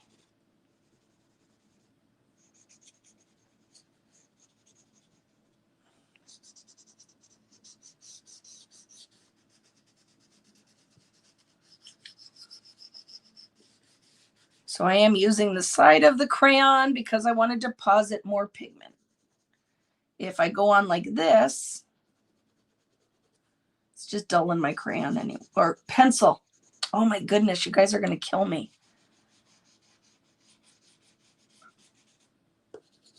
So I apologize for that. I keep calling them the wrong thing.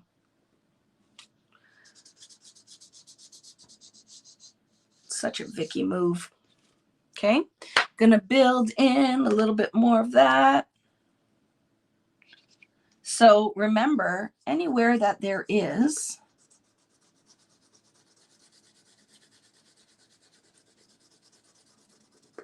collage medium, it's going to be harder to deposit pigment because it is on that surface that kind of wants to. So if I just damp my finger, so hardly any water, I can rub these around a little bit without moving too much product. So it's kind of smudging because I want kind of that deep dark. So right, dipping my finger in water, but then drying most of it off so that I can then rub it in. So see, look at. I know I'm losing some of you guys. You'll come back and watch. We're going to learn how to timestamp these videos too. Natalie's going to help me with that.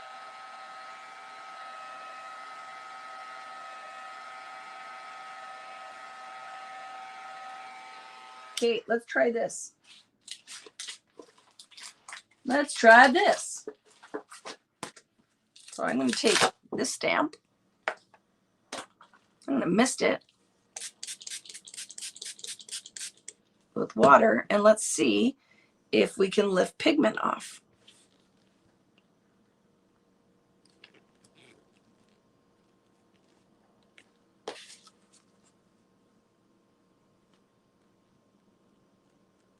Well, it's a pencil though. I'm really not that bothered by what the name is. Oh, it works. Totally lifted the pigment. Watch what happens here. Ready? Natalie's off to bed because she's coming to see me tomorrow. So it worked a little bit. Can you see it? I think I would have needed some more friction. So I was going to see if I could create a pattern. It's very subtle. So if I wanted to remove, I'm better off to go in with a stencil and remove it with a wipe.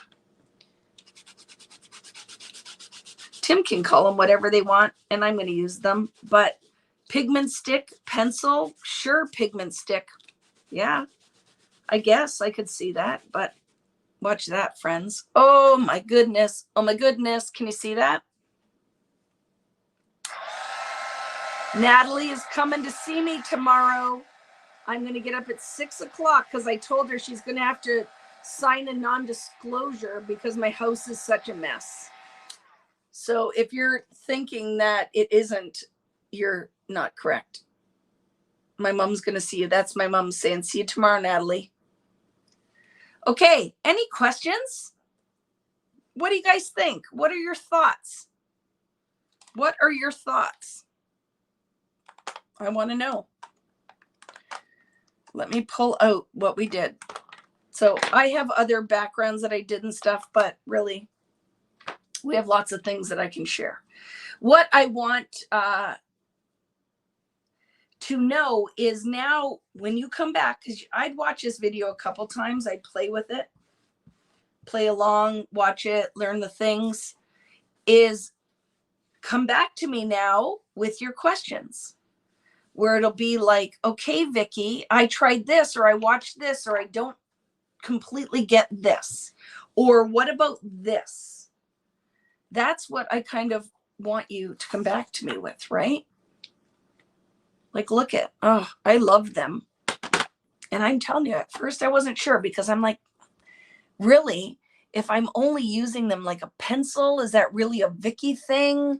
Can I color in an image? Yeah, I can color in an image, but is that my thing? No, my thing is more this, right?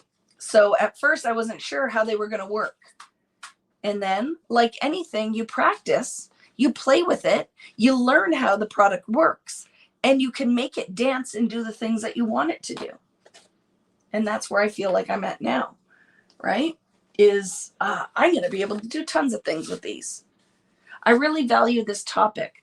I got this set for my birthday and have only been coloring stamps so far. I never thought to take it to the background. And 100%, I think it's great for coloring stamps. It's great. Oh, look at this. Is one of the other ones that I did, right? Love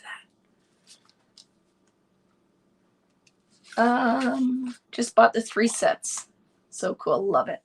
Let me see what your comments are. Just caught the last 3 techniques, but I bought the pencils a month ago.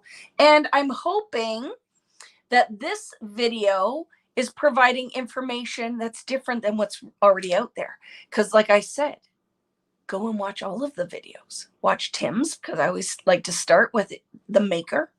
And Tim is the maker. And I always learn from Mr. Holtz. And then he has a whole amazing team that creates with his product. So you're going to see, like, maybe my style isn't your style, but you learn something from it, because you're like, oh, I didn't know that, or I didn't know they would work that way. I'm going to try it with this. I will make cards out of these. I will make scrapbook pages out of these. I will do mixed media. I will do die cutting.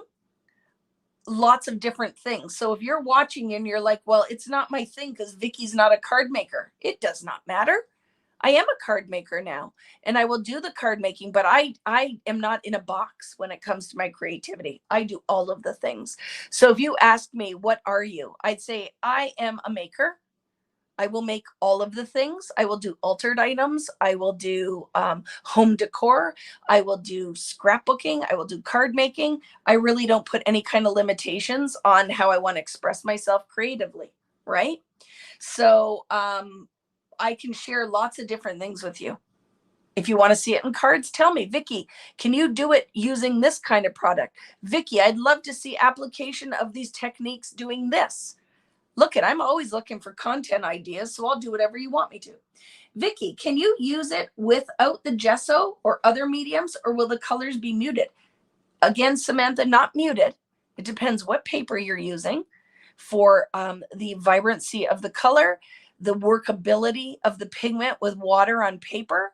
So you can you can't do the resist techniques without having something that will resist. And that's where the gesso, the Distress collage medium, the matte gel medium, they work when I'm trying to remove pigment. Okay. If I want to just color an image, I do not need gesso. I do not need any medium on the background. It just depends on the paper. If I'm using inexpensive cardstock that is very fibrous, I am not going to have a lot of working time before it starts to pill. Is that helpful? Yes, from only a couple browns. Hi, Jody. How are you? What other questions? How does this differ from your art crayons? Totally different product. You left your keys in your car. Okay, thanks. Dorco. Well, I'm just saying. Okay, get out. How is your life? Don't you? I'm still on live. How's it going? It's going great. Everybody say hi to Riley Booton. Hi. Okay, get out now. As you came down here to tell me I was a dummy. I didn't call you dumb. You called me Dorco. How does this differ from your art crayons? Totally different product. Totally different product. Remember, we've talked about this, that I now own probably 8, at least a minimum of 8 different water soluble crayons, pencils. I have 4 at least different types of watercolor pencils, pencil crayons. I have these. I have scribble sticks. I have gelatos. I have neocolors. I have Vicky Booton art crayons. I have everything, all of them. All of them do something different. They have similar properties. They will do similar techniques, but all of them will react differently. They have different pigment load. They react differently with water. They some are soft, some are hard, some are gel-like.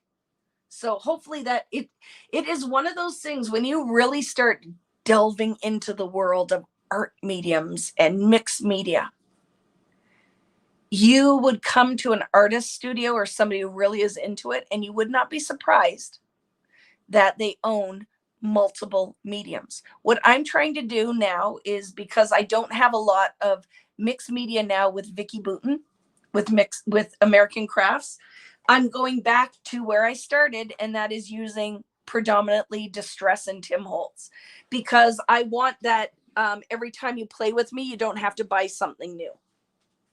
I get it, guys.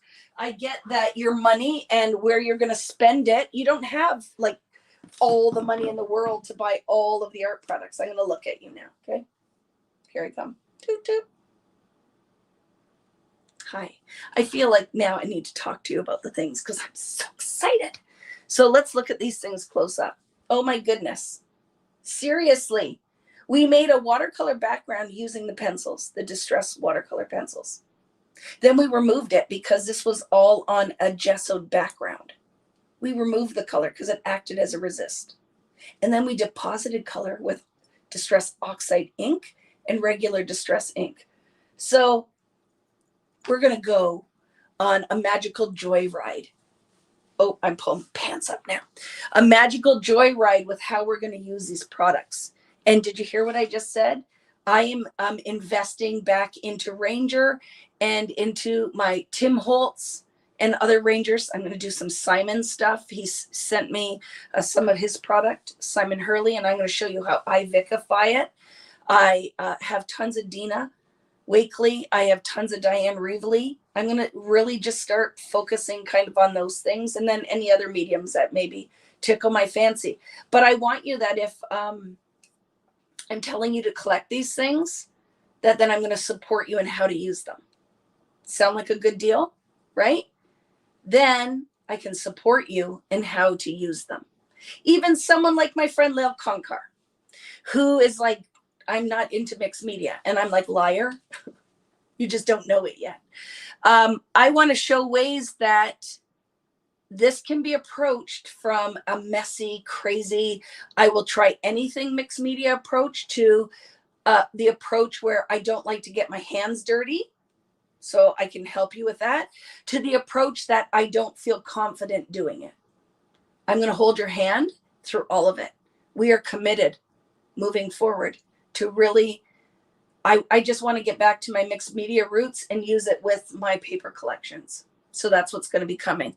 So I'm going to go through some more ways we're going to use this. And then I'm going to show you how I'm going to use these with Vicky Booton's Evergreen and Holly and Vicky Booton's print shop. So if you're new, what is she talking about? Let me show you. Because I set up my project cart, which they are on sale at Joanne, I think right now, 40% off. It is a cart with tiers that right now underneath my table, it's all set up. So if you're new here, what is she talking about? I don't even know who this Vicky Booton is. Hi, I'm Vicky Booton. And I do collections with a company called American Crafts, with other friends like Paige Evans and Maggie Holmes and Jen Hatfield. And I create paper collections, but I love to do mixed media. So this is Print Shop. See how beautiful that is? That's Print Shop. This is my newest collection that I haven't even made anything and shared with you guys lately because I've been traveling on the high seas as a scrapbook cruise. So let me show you. Oh my goodness, this is the Vellum from Print Shop. So can you see how I'm going to use these pencils? I am going to pick out and do color match it to all of this. And then next week, we're going to do a part 2 to the watercolor pencils. And then the following week, I'm going to take everything we learned and we're going to make a layout and a card and maybe an art journal page. Or if you're Lil Concar, a travel journal page. Because I'll show you the techniques, but then I'm going to show you how to use them. Because a lot of you out there are very not loose with creating the art. You have to have a purpose behind the making. I got you. Because I don't have to have any purpose. I just do it because I enjoy it and it feeds my soul. It makes me feel good. But other people are like, I'll get on this mixed media bandwagon with you, Vicky, but then you got to show me how to use it. Because I'm a card maker. How am I going to use it my cards? I am a 12 by 12 double page scrapbooker who only uses 4 by 6 photos. How am I going to use it? I got you. I'll show you. I love to do 8.5 by 11. And I only scrapbook my dog. I got you. You need to, I don't know. I just really think it's worthwhile to expand your creative repertoire, to do the things you didn't think you would enjoy, or you didn't think you could do, or you didn't think you liked. I'm your girl. So I'm here for you. We're going to do all the things. Any questions? Because now I'm just off on a tangent. So thank you, Poppy. You love my enthusiasm. And ask everybody who was just on that ship with me. This is what you get in real life too. I am just as enthusiastic over a pineapple drink served at the pool. I am just as enthusiastic about going dancing. I am just as enthusiastic about eating dinner with my friends because life is too short not to just make the most of it, right? So 100%, right? Do the things. Buy the things that make you happy and that you can afford. Don't just put them on the shelf because you're like, I got watercolor pencils because everybody else was buying them, but I have no clue what to do with it. Search it on the YouTubes. Search it on your Instagram. Look for Facebook videos. You are going to find Tim Holtz is massively, wildly loved in this industry. He comes out with amazing products. I am a huge fan of Ranger ink. And you're not going to be disappointed. But don't buy it and then not use it. Pull it out. Try the things. Any questions? Cruising was amazing. Oh, my goodness, Kristen. We laughed. We had so much fun. So let me see. I'm a double page 12 by 12 layout gal. Help me spread my wings. Oh, I will. And let me tell you, Amy, it's okay to do a single page layout with one photo. Totally is okay. And, you know, I was with my friend, Katrina, who has a large family. So she's like, Vicky, I gotta scrap these photos. And I'm like, and do that. But it's also okay to have like side projects of just kind of doing the things. And then there's no reason that you couldn't do everything we did tonight. Stamp a flower on it, cut it out with a die, and put your own ephemera on your double page layouts that you're just trying to document all of those amazing memories and photos you're taking. You can make this work no matter what kind of thing you're doing. And I'm just as enthusiastic about TJ Maxx, True Facts. Love the new line and everything you're saying. Thank you, Lauren. I leave for a cruise on the 19th. Yay, have a wonderful time. So glad you enjoyed your cruise. I did. We had a best time. What's your horse? I'm a Taurus. I'm an April girl. Can confirm we were able to order a VB cocktail at the piano bar. It's True Facts. I got them to make me a VBoo cocktail. So we were all enjoying that. So, and singing our hearts out at the piano bar. Had the best time ever. Any questions before I go? Hi, Margie. How are you? Fun night. Thanks so much. Have not done a full Vicky night in ages. I'm so happy to have you here. If you have any questions at all about the Vicky Booten weekend events, with Print Shop or Evergreen and Holly, let me know. I'm happy to answer your questions. You get a ton of product in those kits, enough to make the 3 projects that we will do, plus tons left over. On top of that, you get 15 plus hours of live education that I teach and hold your hand through all of it. You get a private group where we can share and build community. And as well, you can find my products in all of your favorite scrapbook stores as well. So thank you as always to American Crafts for letting me do what I love. And thank you for you guys for showing up with me on these Friday Night Lives and on all the other videos. These are long. I'm going to start doing shorter videos, like where I take all the information that I shared here tonight and do it in like 5 or 10 minute videos. Probably starting with the watercolor pencils. I'm going to do shorter videos where it's going to be watercolor pencil resist and do little things so you can find the information a lot faster. Thank you very much, Margie. So, and we ran the pool bar out of Kraken rum. We totally did. I love Kraken. You have to try that. It's the best ever. So thanks again for showing us how to use these pencils. Loving them by Vicky and gang. Y'all have an amazing weekend. Thank you so much, friends. Have a wonderful night. Make sure you pull these pencils out and give them a try. Let me know what you think. I can't wait to hear how you are using your new Distress Watercolor Pencils from my friend Tim Holtz and Ranger. So thanks so much, as always, for joining me on this Friday night. If you have any questions, post them below. Don't forget the thumbs up for the video. If you aren't already subscribed to my YouTube channel, make sure you do that. And if you are following me on Facebook on my artist page, make sure that you give the thumbs up and that you are liking the video and following the artist page there. Have a wonderful weekend, my friends, and I'll see you next Friday, 8 p.m. Eastern time for, I don't know, some more magic, creative magic, and community connecting. So we'll see you next week, friends. Have a great weekend.